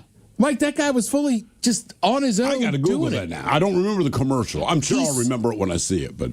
Yeah, like I don't know what the term is, but he just really, apparently the guy gets Whoppers all the time, and he was just like, no. So they had to pay him Burger King cash to use it. And then he said they used the commercial so much, he had to sign up for SAG and ends up making like $100,000 off Wait a minute. They played his commercial so much that he had to, I guess, legally become an actor. Correct. And he wasn't acting. They had all these fake scripts, and this guy was that pissed about the Whopper. Right. Mike, you remember it, right? Oh yeah. I didn't remember it just by talking about it, but I saw the same video that you did, and I remembered vividly that same commercial. That dude just sitting there at the counter. Get me a Whopper. Get back there and make me a Whopper. Yes, I saw the same bit. I was like, damn, I didn't realize, dude. And he made $100,000 a year. Yeah.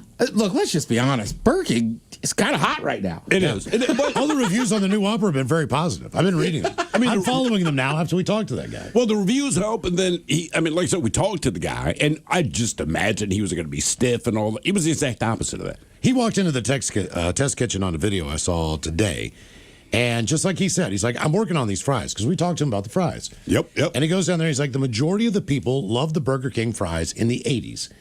Let's do that again. So he's talking to the head, quote, scientist chef that he's got down there. Yeah. And they just cut the video, which means that he's dead serious about all the stuff he's trying to implement, which I think is impressive. He's a CEO, right? So I will say, full disclosure, like, obviously he knows what he's doing. Sure.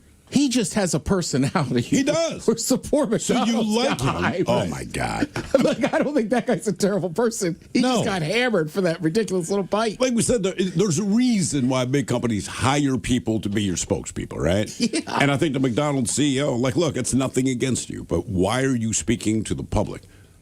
Like, Bill Gates did not introduce Microsoft, new Microsoft stuff, because publicly, he's terrible. Obviously, the man knows what he's doing. He has a fine product, but like, dude, you're not the guy that should be speaking to the public. White Claw Cowboy, Ted. This one's for you. Nice. Ola Pacholas let Ted know that at Montana, the cowboy bucking, steer wrangling, Big Sky country itself outsold every state in White Claw sales. Montana Grizz and Montana State Bobcats will only agree on White Claw. Larp on and woof woof. That from TC. Ho, ho. You're the dog on the podcast. Brand new episode out today. By the way, I just got confirmation. If you do find an injured owl and you bring it home and you raise it as a pet, it is illegal, and the Washington Department of Fish and Wildlife, they will be the ones enforcing them. Okay. All right. So it's still odd for me and you and this one cop, like, prove it, dude. Got my cancer. Right. And you know that. Couple on brand loyalty. Subject salt. Guys, just heard the Friday podcast on the Odyssey app, as per usual. Anyway, the caller about the real salt, I remember stuff that. from Utah, is legit. I just happened to see it one day when looking for salt at Safeway. Well, it's a game changer, especially when you put a bit on, say, hard-boiled eggs or avocados. Ooh, yeah, good call. Cheers, gents. That from Zick. I got to try this stuff, because, again, I remember the woman who called about it, and my thought was like, look, it's not that I don't believe you, it's just that when I need to buy salt, legitimately, I just look for the Morton's chick, right? Grab it and you're done. Brand loyalty again. Gentlemen, thinking about brand loyalty, two very different things stand out to me. I live in Gig Harbor, and for teriyaki and sushi, I only go to Tokyo Teriyaki, small family-owned place that I first went to in 2008 and continue to go to now. The other loyalties are hot sauce related. I pretty much always have the following three sauces in my home: Valentia, Crystal, and Sriracha. Always appreciative of your show. Take care. That from Paul, the OT. We almost bought some Valentia the other day. We were just going through the Or is it grocery Valentina? store. Valentina, probably. Either way. Valentina's a good one. It's got flavor and it's not too spicy. Well, you find it everywhere in Mexico, too. Oh. Right? And just there, like, if you go to a restaurant, like, they don't hide all the stuff like we would. It's just whatever products they use, you can clearly see. So we see that stuff everywhere. It's really good. And my wife and I were kind of staring at it for a minute. She's like, should we just buy it? And I would have, but I'm like, babe, we have so much hot sauce in our house right now. Like, let's get through some of that. Yep. And then we'll re-up. Yeah, it's pretty cheap. I have one more for you. I know. I mean, just because I have it. I have that. Do you Frank's, have it? And then I have Old Bay hot sauce almost all the time. I have Old Bay and Frank's. I do have 2 of your 3. Yes. Old Bay goes on a hard-boiled egg too, Mouse. Yes, it does. And it's great. Ola Ted has a bar restaurant I like in downtown Edmonds, and it's called Leftcraft. And I swear to God, they have the Willow Channel on right now, and I'm watching cricket and loving it. Rock on, brothers. That from John. Okay, I think we whiffed on the Brent Smith interview there. We'll try to get him on. To call us? Is he bullying us? Yes, See? he is. Stop calling us. You're supposed to be calling us about, the anti-bullying initiative, and then all you do is get us excited and let us down. We are running the communication circuit as we speak. Trying to get well, the no, we'll try to get him on tomorrow's show if we can, or That's what on Friday, because the show's not coming up until April 4th. So Exactly. There we go. Coming up at 5:08, we'll drink a toast with the shot of the day. You are listening to The Men's Room.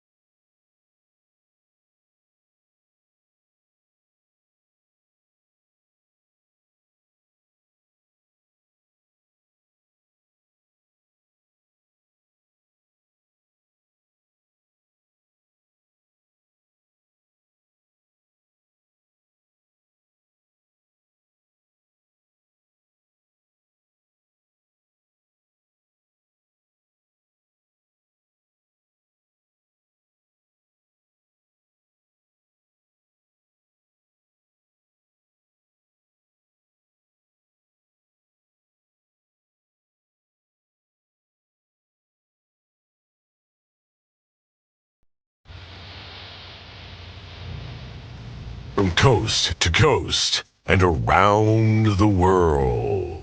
If it's not important, you'll hear it here, exclusively on In Action News. Here now are Stone Ledbetter and Felix Foxworthy. Tonight, the cold case has been reopened on the disappearance of the number 1 pencil. But first, scientists are now saying that humans actually have a lot more senses than the 5 that we've been taught. Like that Donnie Wahlberg movie.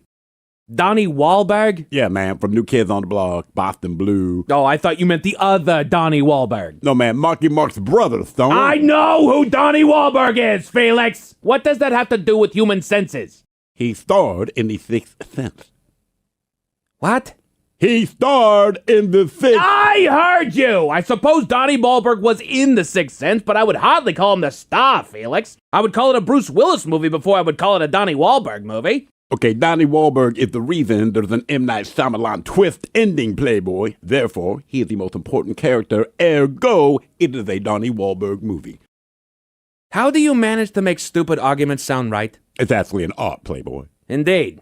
And while M. Night Shyamalan got a little creative with the concept, it turns out that we do indeed have more than 5 senses. Scientists estimate somewhere close to 30, in fact. Well, I could have told you that, man. I always wondered why they always stopped at 5. Well, it wasn't always as clear as sight, smell, sound, touch, and taste, Felix. Maybe my senses are just more elevated than yours, man. Felix, there's no way you even know what these senses are. They're just now being looked into as legitimate senses. Come on, man. We talk about the other senses more than the 5 big ones, Stone. Okay, which ones? Which of the big non-5 senses do we talk about? Okay, for example, my sense of style is much more heightened than yours. What? My sense of style, Stone. I think we find out on a daily basis that mine's better. Felix, that is and not... I think it's fair to say that I got a better sense of humor than you. Yours is pretty dull, Playboy. You're not doing this right now. You are not even describing real senses. There's common sense. There's no way you can keep this going. There's the sense of direction. Or you can keep going. Sense of direction. A sense of wonder. Sure. A sense of self. There really is no limit to your particular brand of ridiculousness. Well, to be fair, Stone, one does not come across this information randomly. I had the advantage of learning all of this from an inside source. An inside source? Yeah, I had a neighbor once that worked for the Census Bureau. Did you say the Census Bureau? Yeah, man. Every 10 years, the Census Bureau takes a reading of people's census. Just go to break.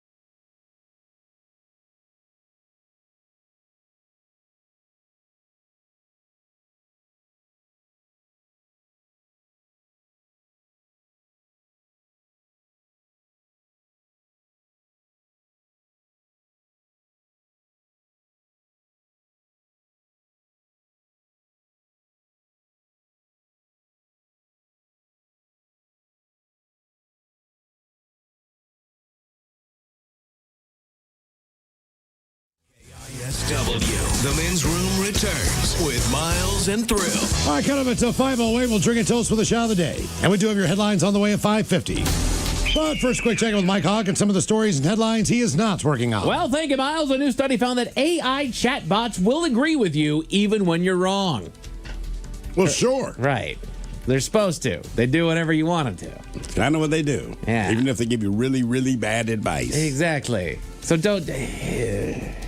Because I feel like they're starting to get stories that are coming out that are like, well, my AI chatbot told me to do it. That is not a good reason to do something. That is not a voice of reason. That is not a guidant voice. That's random access memory. That's all you get there. Ballpark foods are a big staple of any game around the country, and the West Michigan Whitecaps have their newest offering. Ready for this, Ted? Fried pickle quesadillas. Fried pickle quesadilla. It won the all right. vote from fans. It did. Yeah. Won the fan vote. I'm down. I am not. I know you're not, because you don't like pickles, do you? I don't. You also don't like fried pickles. No, because they're still pickles. Because it's still pickles, Yeah. sure. You just fried evil. I just feel like that'd be a good combination, because I put like pickled jalapenos in my quesadillas from time to time. Do you like anything pickled, Steve?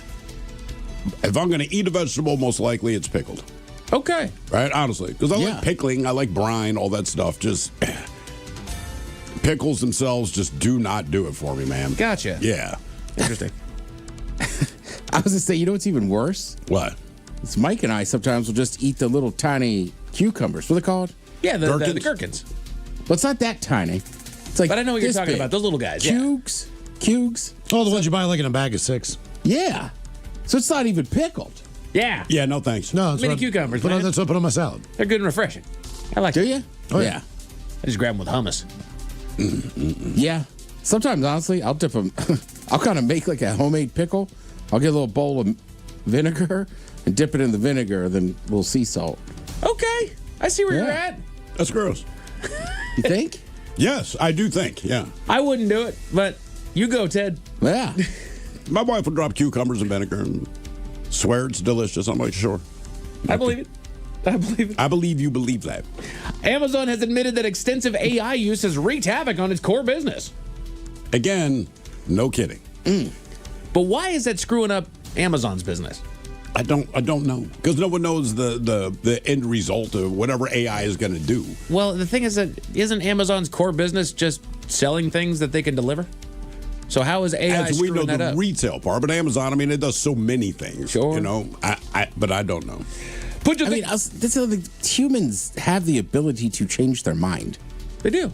Right? Because a lot of that stuff's probably predictions and what's going to happen and this is that. And like, people might just change their mind. Or something bad could happen. Yeah, that's true. Yes, sir. Put your thinking caps on, gents. Time for the Merriam-Webster word of the day. I gave you guys a 20% chance of success on this one. It is an adjective brought to you by the letter B. Just one word this time. But somebody described as this is so in love that they're unable to think clearly. They're utterly infatuated. And it could also be used as a synonym for drunk. A synonym for drunk that is blotto. That is so in love that they're unable to think clearly. They're utterly infatuated. Not blotto. No. Any It's other a guess? B word. A B You said it's a word. verb? Adjective. The word is besotted. Besotted. Besotted. I get a little besotted last night. Let's say you and I go out and get a little besotted.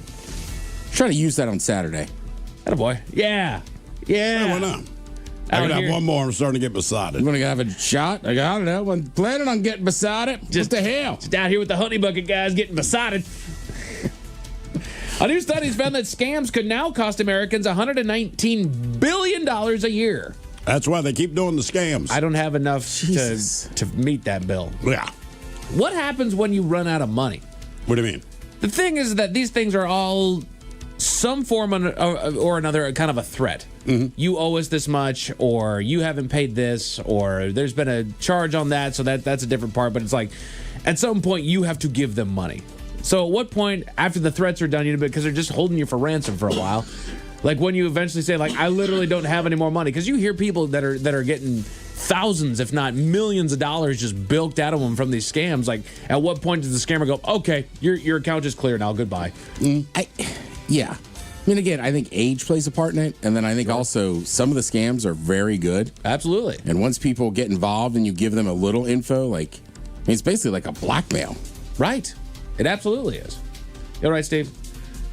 I'm going to try not to hiccup a meat stick. Oh yeah. That sounds like a good cough over there. Yeah, it's just lodged in my chest. Yeah. Beef stuff. That's where we like to have it. Right there in the Stick. chest. Well, it's still beef stuff. It is, but I'm not called beef stuff. Oh, for not first time you had beef stuff in your throat? Thank you, Ted. Is that a chomp? Yes. Nice. Those are good, man. God damn it. They're everywhere, Ted. I know. According to a new study, men with low testosterone may pay a steeper health price for a high sugar diet. Yeah. Yeah. I guess. Yeah. I don't know the connection. I mean, That's how it works. You've heard of goat yoga. You may have heard of puppy yoga, but now Portland has a new edition of their own. Oh, boy. Snake yoga.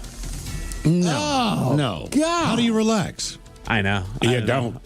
I saw that this morning and I cringed. I was on the toilet just looking up news stories and I saw that and it helped things along. That was not okay. Doggone snake yoga. Yeah, come on. And they show a gal that's laying there and she's all just kind and, comfy and feeling relaxed and there's a snake all the way all around her. It's like, no, I'm good. I don't get it. Guess. First of all, I don't think you need animals to do yoga. I'm with you. But a snake. You know, the thing with the goat yoga and the cat yoga and whatever it was just, it has something cute in the room with you. Like, I don't think that helps you get more connected with your mind, body, and spirit. I don't think so either. I think it'd be distracting. Absolutely. I also just want to reiterate, years ago we had on that animal expert, and he's like, they're covered in salmonella. Right. And they're not cute and cuddly fuzzy. They're not loving. They're reptiles. They're just living their lives, and they might kill you at any point. I'm tapping now. You tapping up? You gonna pull the trigger? Yeah. Go get it, bud. I got beef stuff stuck in. Ah, criminy. Yeah, I also, I don't know. Snake guy, you don't need to show up. Yeah, I'm with you. Go ahead, leave them at home. They're just trying to kill you at all times. I've been to a torchlight parade, and you can just see the crowd splitting, and it's like, what is going on? It's like, oh, guy with giant snake around his neck's walking through. No, we're good. But you know what? That's far from the craziest health fad that we've heard of. The Men's Room Top 10. The Men's Room Top 10. Cha-ching. Trying to find it. It's around here somewhere. I know it. Don't Where is worry. it at? Thrill's gone. We can do the real show now. Yeah, we can. About damn time. Golly, that guy's dragging us down here. Oh, thank you, Miles. There we go. Miles is on it.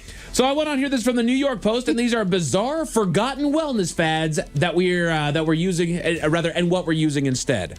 So is it like diet or like equipment? A little bit of diet, a little bit of equipment. So let's see how much you guys remember here. The one that's out, Dr. Scholl's exercise sandals. Anybody remember these?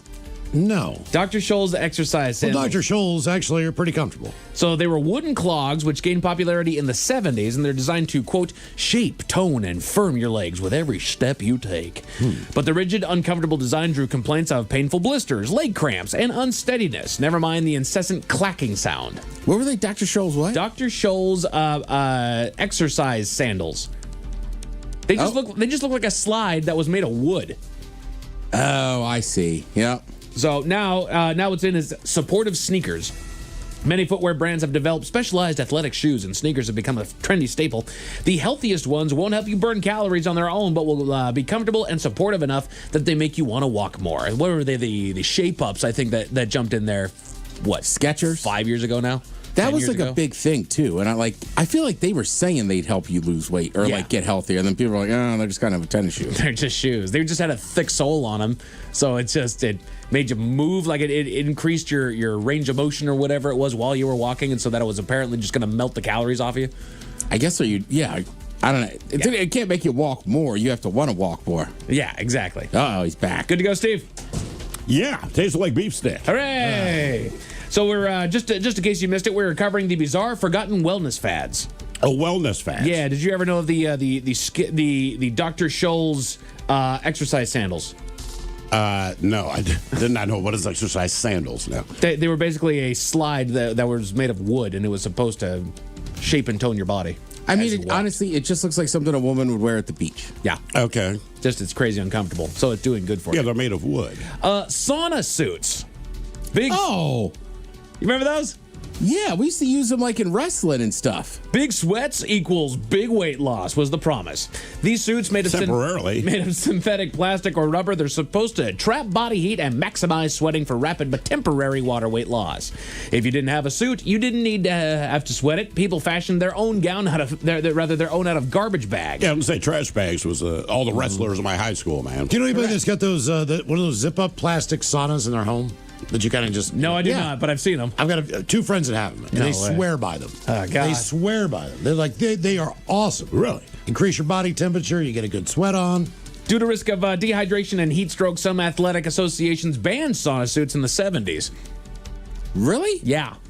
They were massive when I was in high school. I feel like I still see people wearing them sometimes. But I think if you're cutting weight, I'd be shocked if wrestlers still don't use them. Sure. I would almost guarantee they do, man. Cutting weight and doing stuff temporarily, yeah. That would probably work really well because that'll shed all the water right out of you. But what they're saying what is in now is high-tech body optimization. Fitness suits have since undergone a makeover. Electrical muscle stimulation suits for one, featuring electrodes that deliver electrical impulses to muscles, intensifying workouts, improving muscle tone, and hastening weight loss. All right, I guess. Yeah. Do we need all the stimulation? Do we need the electrodes? Are we really at that point? Well, no, look, for free, you can walk. Sure. I mean, that's all. Yeah, stim is normally for injuries. Ah, jeez, I think sometimes you're just trying to make it tougher, too. Really, people walk with weighted vests. Yeah. So, I mean, I don't know. If you're going out to sweat, doesn't seem that bad. We're going to sweat more. Yeah, there you go. Let's see. What is out? We go back to the 1990s. Suzanne Somers. Oh, the Thigh Master. The Thigh Master. She sold the fantasy that with enough pulses on the Thigh Master, one's thighs could resemble hers. You know, I didn't see her thighs. Did she have just amazing legs? I mean, she had amazing everything, kind of. All right, good call. I mean, right, when you're a hot chick, she was built like most hot chicks were. You found out later in life, too, she was kind of a fitness and health and diet freak. It was all Thigh Master. No, it was not. Right, but at a certain age, Mike, those commercials were awesome. Oh, yeah? That certain age was 13 and beyond. And they came on a little later at night. Gotcha. You could time it out right to get one of those to run into like a Girls Gone Wild commercial. You can get it done. Just need the proper chain. Yeah. Oh, no, Martha Stewart. That shout out to E Entertainment. Used to be a lot more hot chicks on there. Oh, yeah. Wild on E. Oof. Mm-hmm. There was also the fact that you could do the Thigh Master at home while watching TV. No going to the gym or buying a massive piece of equipment. Well, they do have a piece of equipment that does the same thing. Basically, you're just doing a crunch with your legs. Yeah. Despite its simple design, the portable device could be deceptively challenging as it strengthened and toned inner thigh muscles. But what's in now is just resistance bands. They serve a similar purpose today. They're easier to store. Anybody remember Wow Chips? No. Wow Chips? It says, wow, these potato chips were problematic. They were made with Olestra. Olestra, marketed as Olean, an indigestible fat substitute composed of sugar and vegetable oil. It had no calories or cholesterol, but quite a few horrifying risks.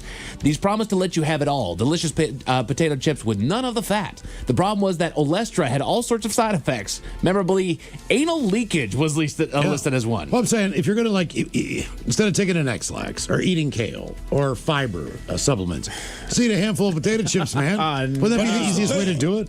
Because it wasn't diarrhea. It was anal leakage. It was leakage. And you go, well, what's the difference? Diarrhea, your body lets you know, hey, I should go to the bathroom. Anal leakage is you go to the bathroom and you say, what has happened here? God. Yeah, it's kind of, you found out later that your anus was leaking. Gonna go off one of the YouTube comments here. Was it sponsored by Owen Wilson? Wow, Chips. I will say, at the time, before we found out about the leakage, I mean, it seemed like a godsend. Oh, it did. Well, you could eat all these? Yeah, no worries. The late 90s diet snack was eventually flushed from store shelves. In subsequent years, numerous studies have emphasized the health risks of ultra-processed foods like chips, the potential for obesity, type 2 diabetes, certain cancers, and even early death increases with the more junk food that you consume. Jesus. But what's in now is healthier ingredients and more protein. Meanwhile, chips have gotten relatively healthier. Some are air-popped and air-fried instead of deep-fried, while others don't contain seed oils. Even more have been stuffed with protein, including Khloe Kardashian's Cloud popcorn, Pop-Tarts, and even Doritos. Yeah, and there's like protein chips. Really? Yeah, what's the brand? Seen those. They either have like seeds in them or they have. Are they the ones with the bugs in them? I don't know what they're made of. Yeah, I mean, they're they don't bug chips. taste like a regular tortilla chip or anything, but they're fine. But they're not bad. Yeah. Okay. They got like ranch, nacho cheese. Just a handful of health and wellness fads to avoid here before we get to our number one here. NAD plus supplements. This comes to us from Zoe.com. NAD. I'm going to screw this up. Nicotinamide adenine dinucleotide is vital for your metabolism to work. It's a coenzyme, which means that it helps enzymes complete their chemical reactions. In fact, more than 400 enzymes rely on NAD to function. However, there's no good evidence that these supplements work. Although there's been a very little research, the author of a new review explains that supplementation has very few clinically relevant effects. So, and that's always going to be the issue with supplements. Right. Because there's that weird zone of like, they're not approved, but you can buy them. Sure. So you're just kind of going on what people say they work or not. Sometimes, I mean, it might be in your brain, but if it works, it works. Yeah, placebo works. They go with raw milk. Interest in raw milk has been rising since 2022, but interest has skyrocketed in recent months. Some online peddlers proclaim that raw milk contains more nutrients, useful enzymes, and probiotics than pasteurized milk. They also claim that drinking it will reduce the risk of developing allergies and infections. None of this is true. Raw milk significantly increases your risk of infections, particularly for young children, older adults, people who are immunocompromised, and pregnant women. Because it's raw. Because it's raw milk. We took the stuff out of it for a reason. How much different that tastes? Raw? Yeah, I know skim, 2%, vitamin D, chocolate. I don't know raw. I don't know. Is it a different flavor profile? Do they have raw chocolate milk? Right. Yeah, right. Drinking urine. Health and wellness fads to avoid. In some darker corners of the internet, certain influencers sing the praises of drinking their own urine, and it sounds like a bad idea, and it is. You might have heard that urine is sterile, but that is not true. Your body uses urine to remove stuff that it doesn't need, which includes bacteria, some of which can make you sick. That's why you pee it out. Yeah. Right. It's your body's waste. It's like eating out of the trash can. Yeah, don't be your own trash panda. No. Would you would not, put a straw on your urethra? In the lines draining out of your sink. No, I would not. I think I'd rather eat out of a trash can for a couple days than drink urine. I would. Yeah. Right? I'll find something in here. Oh, yeah. Electrolyte drinks. Electrolytes are minerals with a positive or negative charge when dissolved in water, and they're vital for your health. But do you need to drink electrolyte drinks every day, as some suggest? In reality, your kidneys keep your electrolytes in balance, so there's no need to drink them every day. In the same way that most people don't need multivitamins if they're eating a diverse, healthy diet.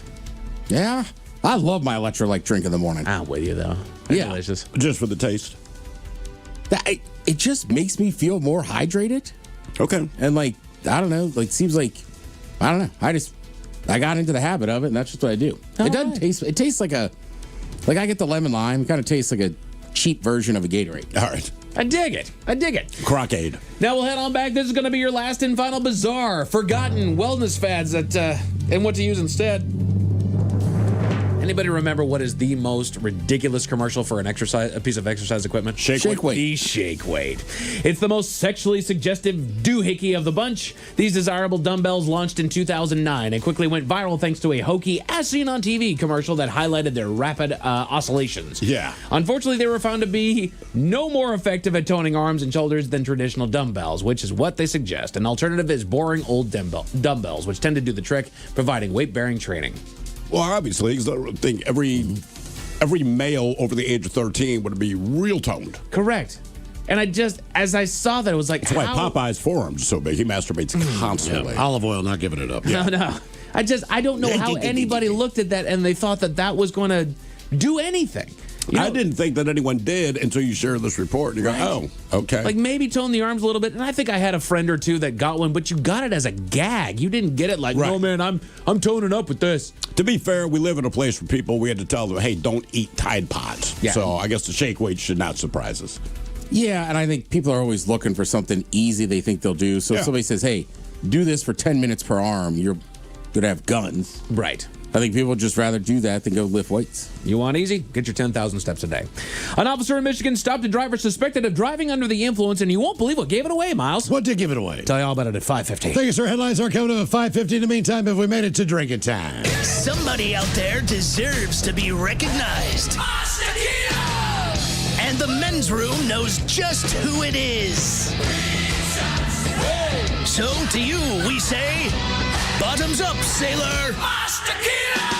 You're the toast of our shot of the day. Drink time it is, and as usual, we head to the drink desk and Steve Thrill Hill to find out who we're toasting. Yes, indeed. And today we toast 50-year-old John Stevenson of Yorkshire, England. All right. Now, John is a tough guy, not just because he's a kickboxer. He's also pulled a number of high-profile vehicles, including the A-Team van, using only his bare hands.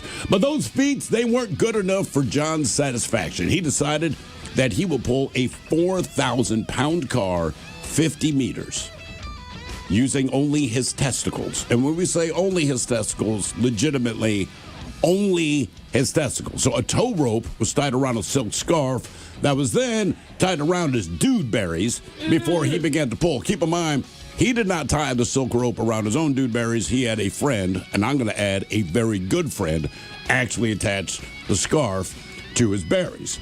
So again, he has that tied around his dude berries, and then he began to pull. Now, he says, quote, when I first strapped up, I thought, am I doing the right thing here? I feel like that's a fair question. Well, apparently he answered yes, because it turns out that he was. To the cheers of family, friends, and local residents, John successfully pulled a car 164 feet using only his nads. Now, he's not the first person to do it, but he has become the first man in the United Kingdom to pull a car using only his tickle bag. But also, we tip our hat to him because while he was doing it, honest to God, he was munching on a bag of nuts. He was eating a bag of nuts. Yeah. But he did it. Like eating peanuts? I don't know what kind of nuts they were, but he intentionally ate the bag of nuts while pulling a 4,000-pound vehicle with his testicles. And he did it. So here's to you, buddy. Impressive. Yeah, kids, who says dreams can't come true? So we pour this booze and we drink this booze because we think it's yummy. Yummy. So over the tongue and down the throat to party in our tummies. Down the hola bichola. All right, just going to get tested on the line now for Profile This, 206-803-ROCK. Profile This is next.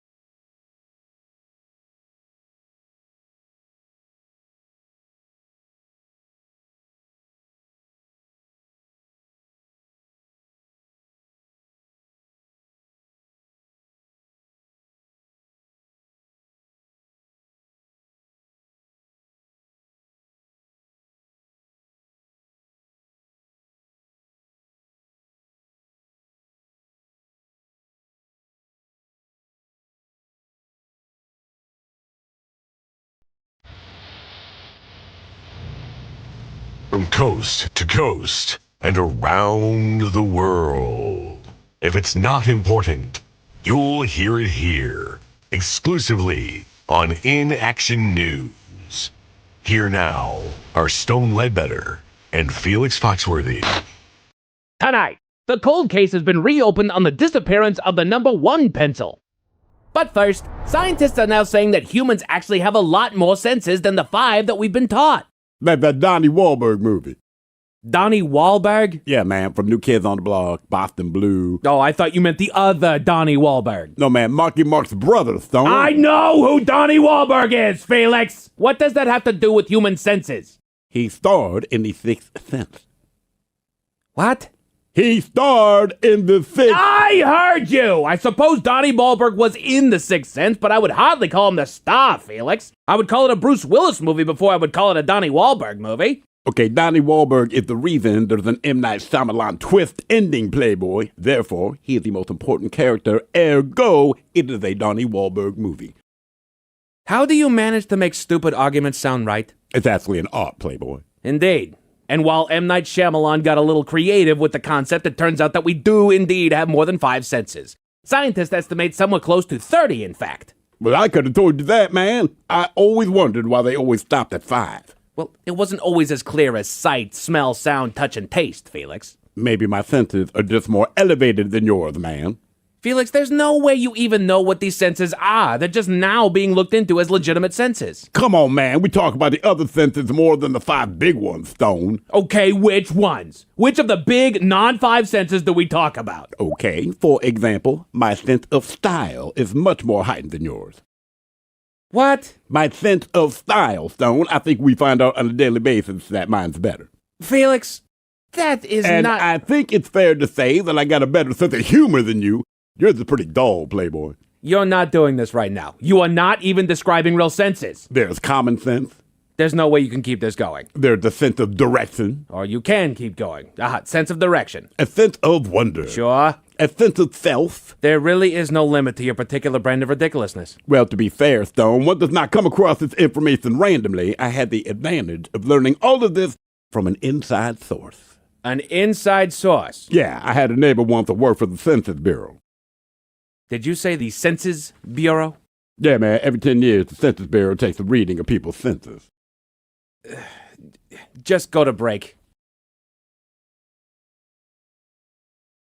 Break.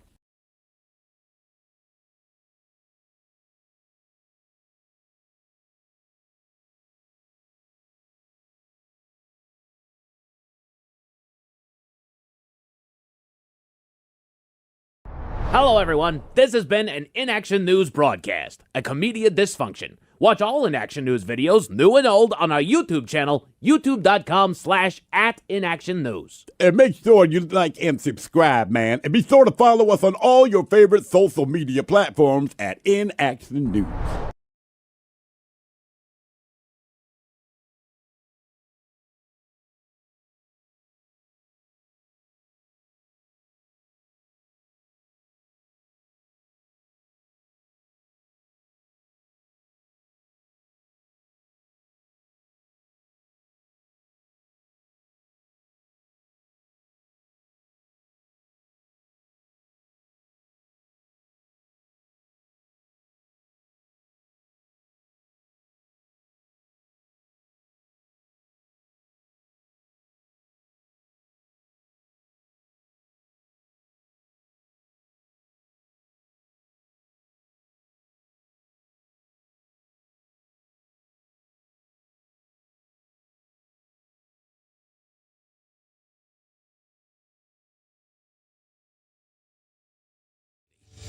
The Men's Room presents Profile This. And Stephen Throwhooks to please everyone out. Profile This is played. I sure can, Miles. It's a simple game where we share with you a real-life news story, something that happened right here on planet Earth.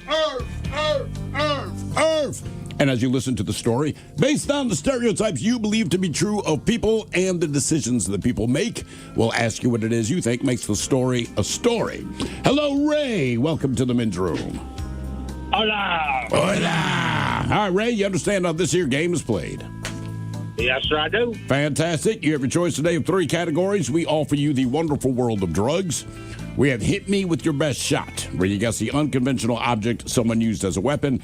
And finally today, Animalize This, where you guess the animal responsible for causing the problem. Hit me with your best shot, bro.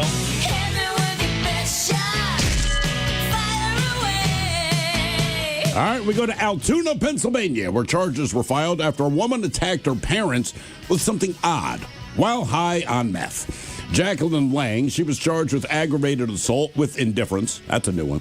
Aggravated assault with a deadly weapon, terroristic threats, reckless endangerment, simple assault, and possession of a controlled substance. This after police were called to her home. Now, Police arrived at the home to find Lang sitting outside with a police sergeant who was holding the bag of meth, saying that Lang had in fact handed it over to him. Police spoke with her father, who said that she had suddenly become irate and began to hit him with open hands. He pushed her away.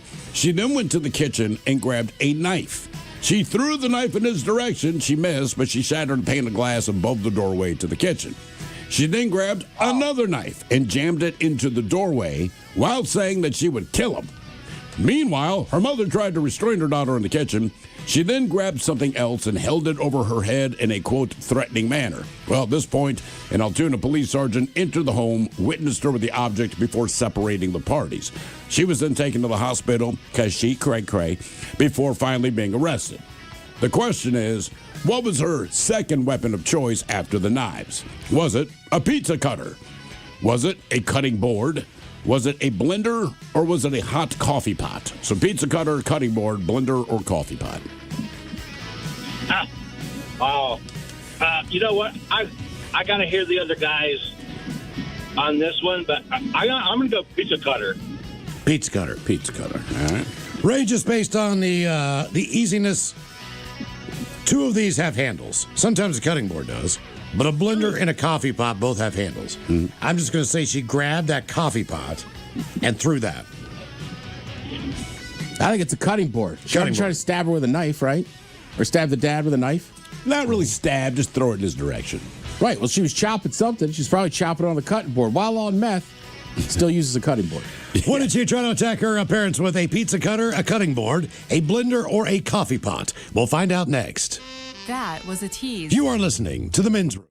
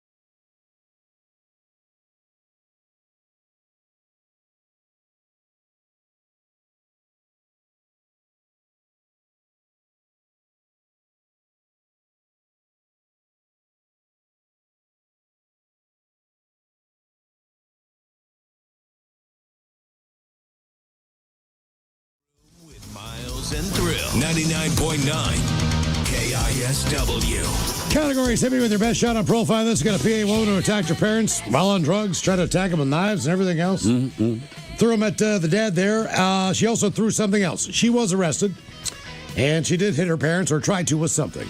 Question is, was it a pizza cutter, a cutting board, a blender, or a coffee pot? Let us start with Brent Smith. Now you want the cutting board. So look, it doesn't matter if she's on meth. She's around knives, but still has the proper etiquette to use a freaking cutting board, right? Yeah. She may have, but she did not throw it at her parents. And mine has a handle. I have a couple of handles, a couple that don't. I feel like if people are coming over and they're going to witness you, we'll grab the ones with the handles. Just looks fancy. You know what I'm saying? Then if no one's coming over, you got little scuzzy ones. Let's see. Miles Montgomery, you went with the old coffee pot. I did. It's not a coffee pot. And Ray, you went with the pizza cutter, which is absolutely ridiculous and absolutely It was a correct. pizza cutter. So apparently she threw the knives, right? Missed her dad. The only other thing she had available was a pizza cutter. And I guess she raised it up over her head like Conan's going to behead someone. Like, I will kill you. That's when the cops showed up. It's kind of like, A, you won't. Just put it down. Damn. Just put it I don't know if my pizza cutter could even cut skin. I don't think I could cut paper. I mean, it cuts pizza, and that's about it. And a quesadilla. But buy one. Oh, yeah, very handy. That's one of those things. Oh, dude, you'll absolutely. barely use it, but when you need it, you're going to be happy glad you have one. it. Now for all TV news all the time, it's time for TV Time at 10. And now, because your pathetic life is confined to countless hours in front of a talking box, the Men's Room presents TV Time with Ted. All right, your choices today. You got Stephen Colbert, Seth Meyers, The Jimmies, Kimmel and Fallon, or Ted Smith. Is it Ted or is it late night? It is right there. The title. These guys have teams of talents and writers help them come up with their monologues each and every night. It is up to you to determine, is this an actual late night joke and from whom, or could it be a The Ted Smith original? The Brady Bunch house was declared a historical landmark, as well it should be. The Brady Bunch is truly authentic television time capsule of our culture, because if you made a show these days with that many step siblings, it'd be porn. Seth? Colbert. It is Colbert. The Brady Bunch house has officially been declared an historic landmark. As well it should be. I mean, the Brady Bunch is truly an authentic television time capsule of our culture, because if you made a show these days with that many step siblings, it would be porn. You're not wrong. Just stop making it. What? The step sibling stuff. Oh, no. Right? Like, God damn it. Just put two actors together. I don't need a storyline. A new poll has come out asking people which American accent is most attractive. The Southern accent does very well, but once again, coming in near the bottom is, oh, hey, Philly. Yeah, too. It is. I'm not shocked. No, not at all. So it was 9th. You know what 10th is? Boston. Where you from, Miles? West Virginia. Appalachia. Appalachia. Ah, okay. Shoot. Shoot, y'all wrong about that one. Y'all don't know sex until you heard it. The 2026 Camo Beauty Show Festival was held in Oman last month, and at least 20 camels were disqualified because they had received cosmetic enhancement. I knew those humps weren't real. Seth. Yeah, that's Seth. The 2026 Camel Beauty Show Festival was held last month in Oman, and at least 20 camels were disqualified because they had received cosmetic enhancements. I knew those humps weren't real. All right, Ted, believe it or not, that was, it would have been my Animalize This story. Oh, no kidding. So just so you know, your choices were camels, goats, pigs, or Arabian wolves, which are a real thing. So the beauty contest, they found some animals, and they did make the humps bigger. But they had visible lip fillers. Shocking. Others had, but when you look at the picture, I mean, it looks like Steven Tyler, right? So that's part of it. They had Botox to relax their facial muscles. Some participants had visible signs of silicone implants to reshape their noses. Other forbidden enhancements included growth hormone injections to increase muscle definition. They take it real Real lip injections. That seems crazy. I'm surprised none of them had a BBL. Spirit Airlines is... Damn, look at that ass. Right. That's going to be a 2-hump camel tonight. You know what I'm saying, Mike? All right. Oh, Mike knows. Sorry. Spirit Airlines is currently facing a pilot shortage. Today they called an Uber to the airport and asked the driver, how would you like to have the wildest day of your life? It's also concerning they keep asking anyone that can drive drinks for free. Foul. Kimmel. That's Jimmy Fallon. Spirit Airlines is currently facing a pilot shortage. Ooh. Yeah, today they called an Uber to the airport, then asked the driver, how'd you like to have the wildest day of your life? It's concerning that they keep saying anyone who volunteers to fly the plane drinks for free. I don't think they should say that. That would be kind of wild. Do we have any pilots aboard?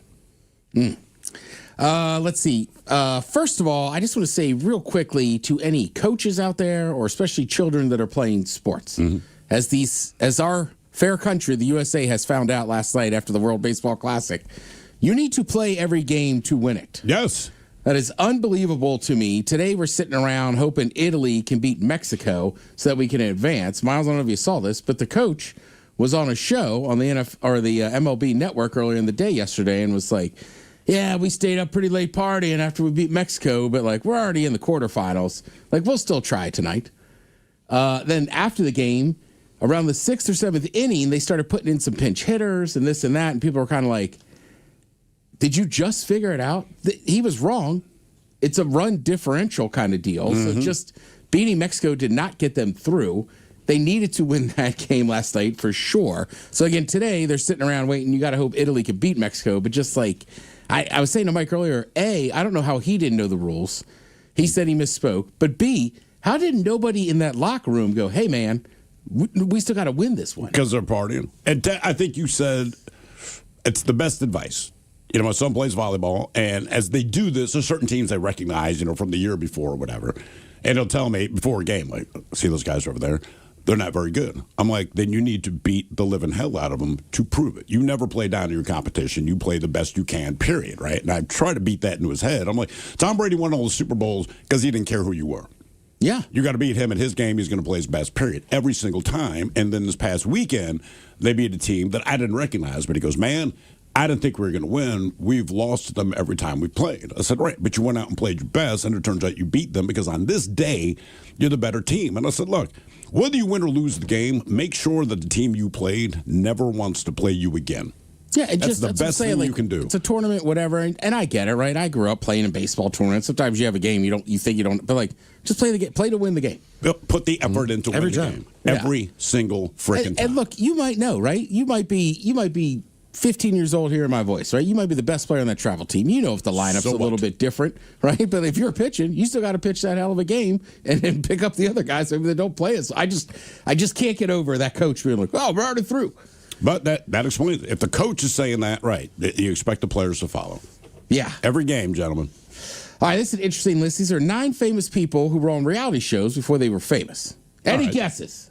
You know a couple of these for sure. I guess I never know who was on a reality show. My wife will point it out. So there's a guy, and I can't remember his name. I kind of enjoy him on NFL Network. They use him everywhere now. And she's like, oh, that's weird. He was on, I don't know, like Real World or something like that. There is someone in the Trump administration who has some hefty job. I can't remember what it is. Oh, the director of transportation. He was on The Real World. Yeah, I had no idea. And my wife sees him because he's, blabbing on about whatever he's talking about. My wife's like, oh, my God, I can't believe he has that job. And I said, well, like, did you know him or something? She's like, no, man, he was on reality TV. I'm like, what? So she recognizes these people. I don't. It's like, here's a couple you'd probably recognize, right? Like Justin Timberlake. He did Star Search several times in the 90s. First time he was 11 years old. He was going by the name Justin Randall. His middle name is Randall. Ah, okay. He lost every time. I know, which is amazing, right? Yeah. It's tougher. It's still got him into NSYNC, probably. Well, remember, he went to Mickey Mouse Club. Oh, first. Mm-hmm. Right. He was on there with Gosling, Britney Spears. God, think about that. Christina Aguilera.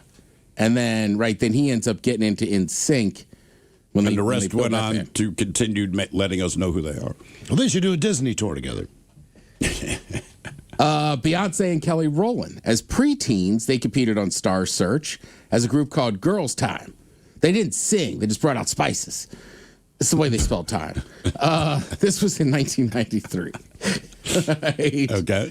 Well, that's the other thing, too, is that Destiny's Child has had a few lineup changes. Correct. Beyonce and Kelly Rowland, I think, have always been part of it. Didn't they start, was it 5 deep or 6 deep or something There like was that? always 4 of them, and then I feel like by the time they got super famous... 3. Right, and Yeah. Michelle Williams, I want to say. I think you're right. Tiana Taylor, a 2026 Oscar nominee. She was on MTV's My Super Sweet 16 in 2007. Now that's what, like a birthday thing? That's not the pregnant thing, right? That one's just 16 and pregnant. Right there in the title. Yeah, yeah. This was more of you have rich parents throwing a ridiculous party for your Sweet 16, right? And I guess, is that still a thing? I don't know, but it's not going to hold a candle to a bar mitzvah. It will not be in my home. I know that. Right, but and I want to say, like, in the Mexican culture, you still have what? 15, I think is the bit. Whatever. 15's the bit. My daughter was invited to, this one was in El Salvador, which is why she couldn't make it. But yeah, it was a 15th birthday party for one of her friends. And they're like, well, we're going to do it in El Salvador, where we come from. And a couple of her friends went. That's wild. I was like, that's cool, man. Starts with a C, right? With the a name of the party. That's what I said, Quinceañera. Yeah. Quinceañera. So I get that. And then, you're right, I used to DJ bar mitzvahs and stuff. I feel like the religious ones, everybody kind of puts money into them. But my Sweet 16 one was always ridiculous, right? That's on the parents, right? Correct. Like, I remember some of them had like a rapper there or something. You're just like, Jesus. I think people forget, too, like, you could pay a lot of money to have a famous person stop by your home. If you've got the money, you can get them. Correct. That's why I've never had them. Jessie Buckley, she's up for an Oscar. Back in 2008, she competed on the UK talent show I'll Do Anything. Oh, all right. Okay. I got an idea.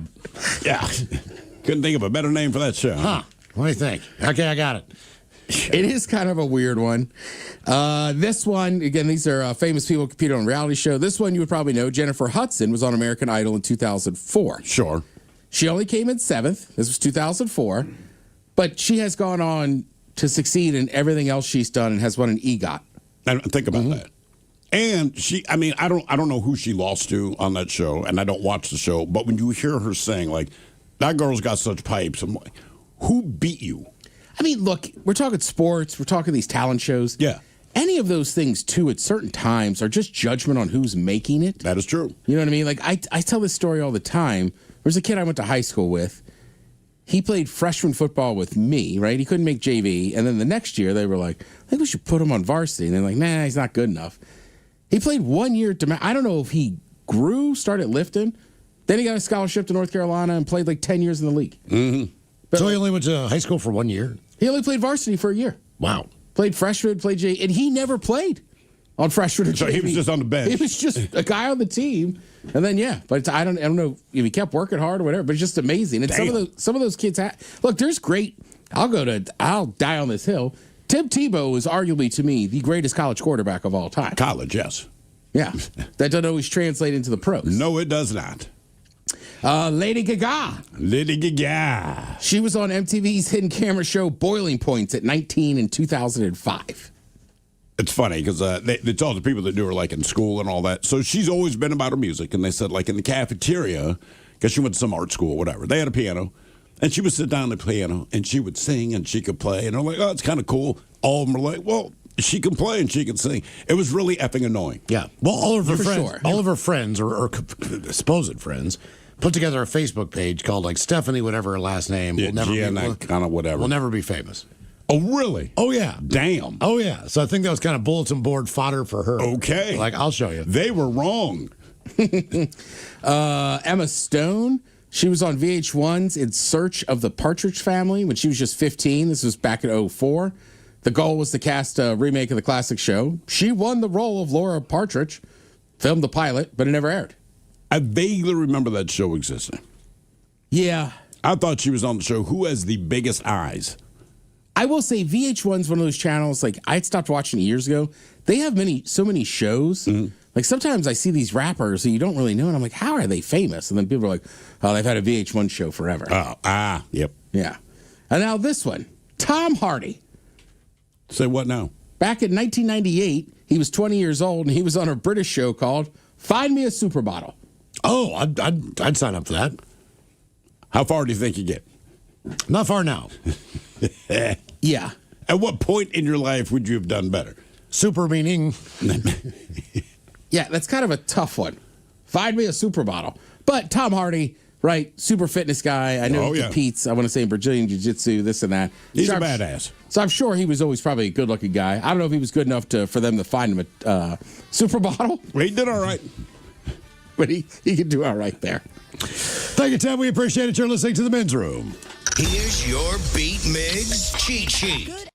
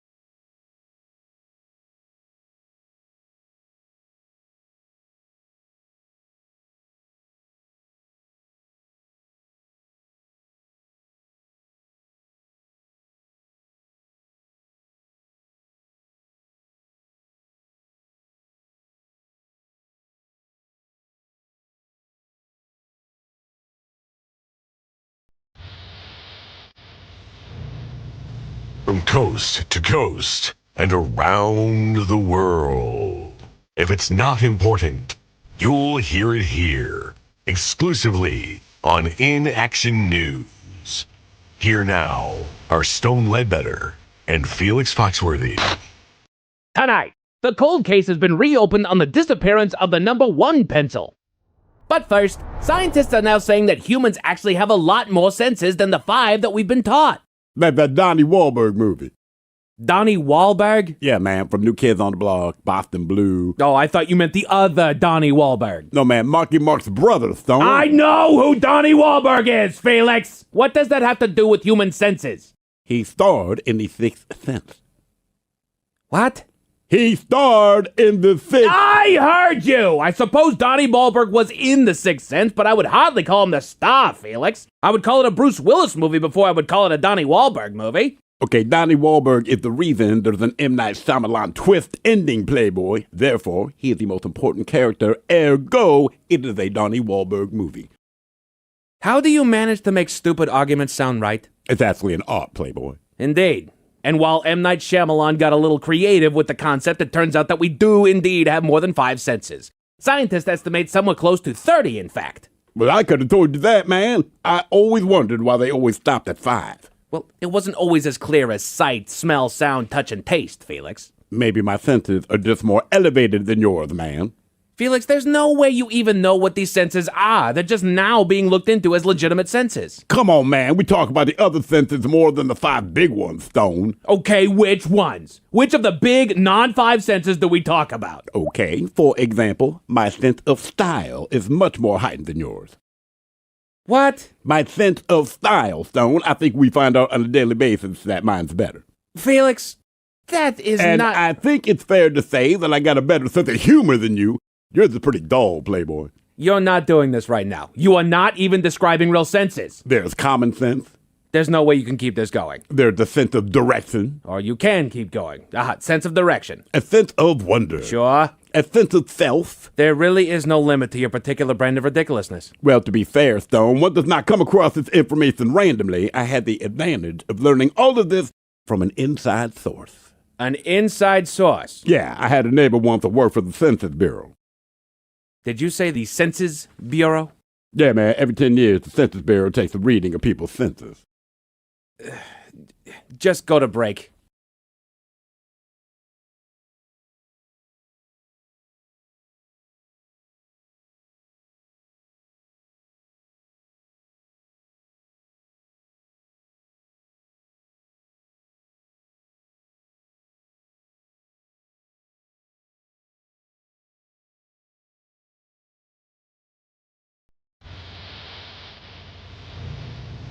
From coast to coast and around the world.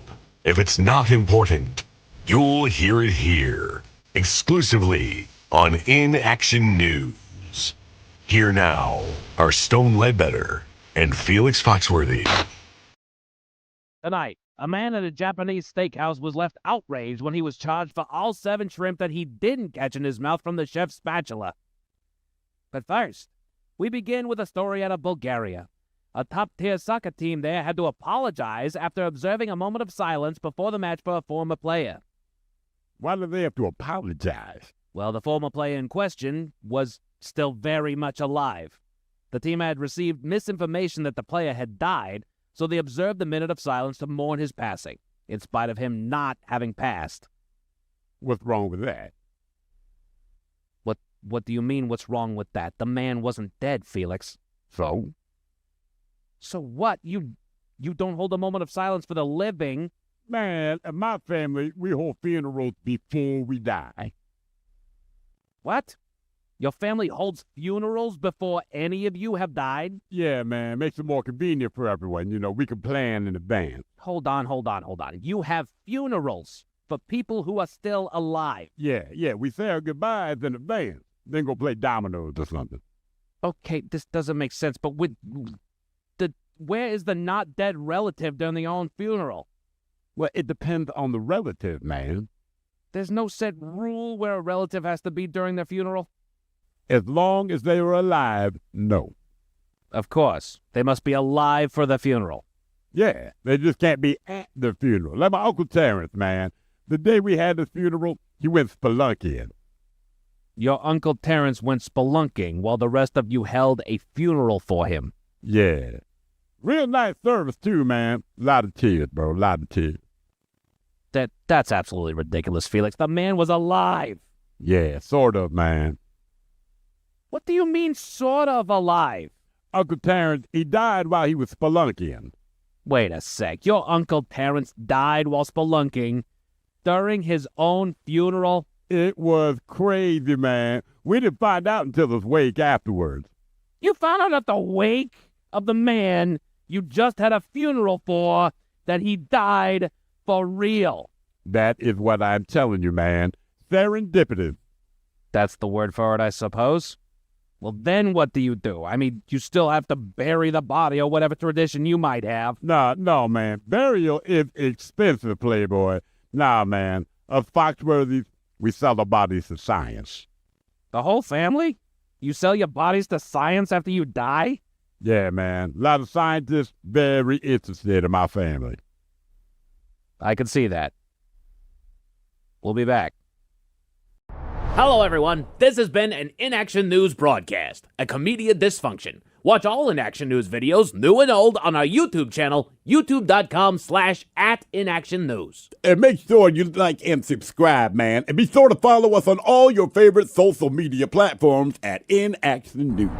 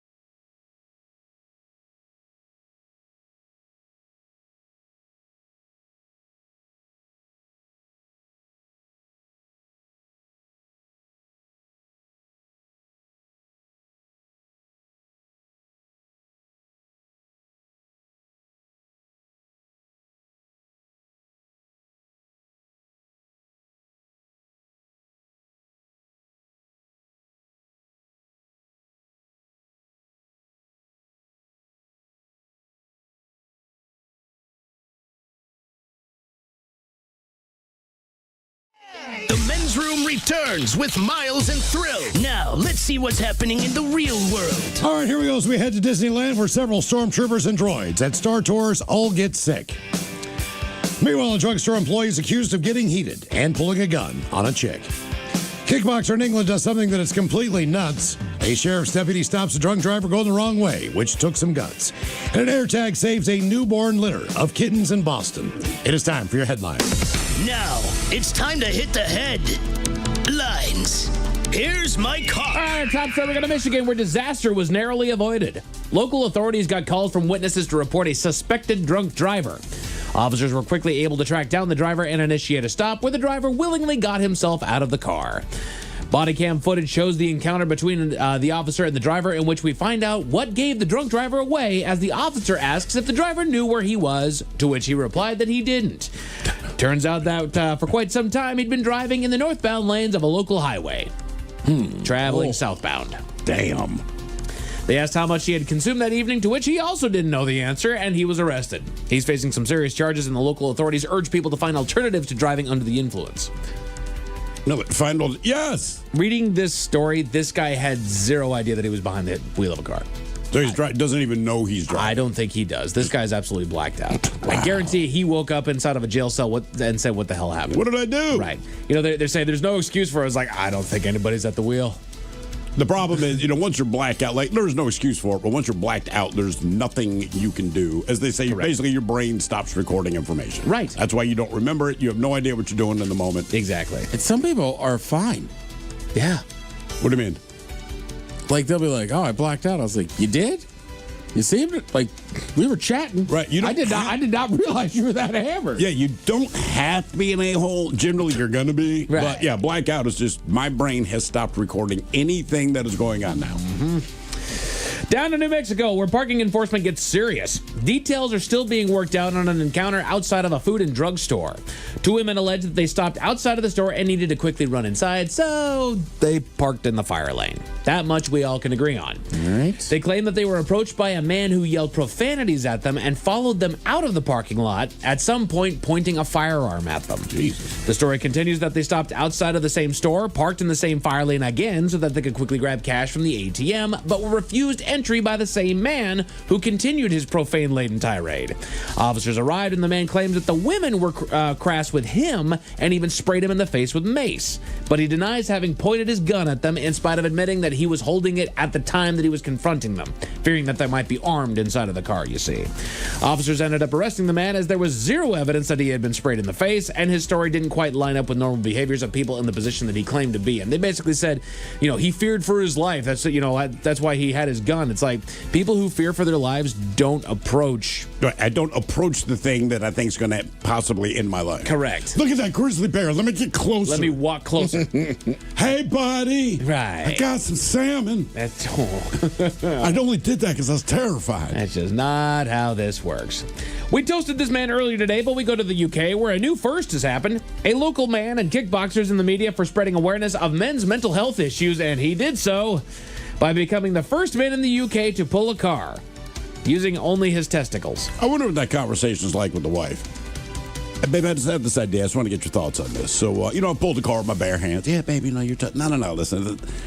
I'm thinking, I'm going to tie a scarf around my testicles, and I'm going to pull a 4,000-pound vehicle 50 meters. Right. And she's like, okay, you do you. Apparently, he added to the fun by eating a bag of nuts while completing the challenge, claiming that when he was finished, his, quote, plums were bright purple, but he was still, quote, firing on all cylinders. Yeah. Serious question. Yeah. Was he still wearing, like, shorts, or was his junk just out there? I assume he was wearing shorts.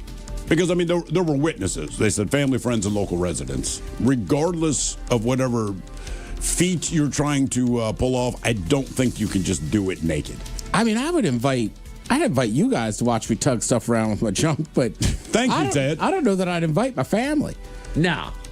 Yeah, but I get the feeling that's just who this guy is. So they're like, Dad's going to pull a car with his testicles. Let's just go. Right. Grab the kids. Get it over with. There we go. My whole thing is that we're doing this to raise awareness for men's mental health issues. I would just bring it up. Right, and I'm not making fun of it by any means. It absolutely, if you have mental health issues, you should absolutely seek some help with it, and we should be aware of it. We should be sensitive to it. But I just don't like the idea that I'm suffering from mental health, and I got a guy who's in the UK pulling a car with his testicles going, I'm doing this for you! See, my thought is it does bring attention to it because your first thought is that is crazy. That's right. You know what? Good call. That is in fact crazy. Don't be me! What I'm doing is insane. But just in case those stories have a bad taste in your mouth. Thankfully, there's good news. Over in New England, a quick-thinking volunteer worker is being credited with saving the litter of kittens. Reports came into a nonprofit that rescues stray cats and helps them find homes about a pregnant cat that was approaching a home looking for food. They recovered the feline but quickly realized that she wasn't pregnant but had just recently given birth. Knowing that there was a stray litter of kittens alone without their mother out in the wild, they scrambled to figure out what they would do to save all of them and mainly find them. That's about the time that one of the volunteers brought up the idea of outfitting the new mama cat with a collar featuring an AirTag tracker. They released the stray back into the wild where they were able to follow the cat's movements and locate the litter. They've all been relocated and are in a foster home safe and sound. All right. Yeah. No one feels bad when you put animals in foster care. No. I'm just saying. I'm going to let you sit there and think about that, Steve. You sit there and think about what you did. Men's Room Sports. I'm just pointing out the truth. You got college hoops on the ESPN affiliates and CBS Sports. Pro basketball over on ESPN itself. Hockey on TNT and True TV. The World Baseball Classic continues on FS1. And the Torrent are here at home hosting the Boston Fleet over on Fox 13 Plus. As far as your weather, cloudy with gusty winds this evening and a low of 41. Tomorrow, they're expecting a half-decent day with some evening showers and a high of 45 degrees. That's it for your headlines with that. Mike Hawkazar. We're going to find out if a yellow mustard of tech can tell the difference tomorrow. The head chef and Ted's Meat Potatoes. Yeah. I think I got 4 coming tonight from Amazon. All right. So hopefully that goes down. They must think it's weird. And of course, yeah, no kidding. Who orders this? And Big Dummy, Lovely Jolene's coming up in seconds. Yes, indeed, it's all true. But in the meantime, we be all about this bitch. So for Aletha's sake, do what you do best. Stay beautiful. The Men's Room has been taped before a live studio audience. Wardrobe and makeup provided by Mantastic Limited. This has been a presentation of the Men's Room Radio Network. Oh, man! A Double Flush production.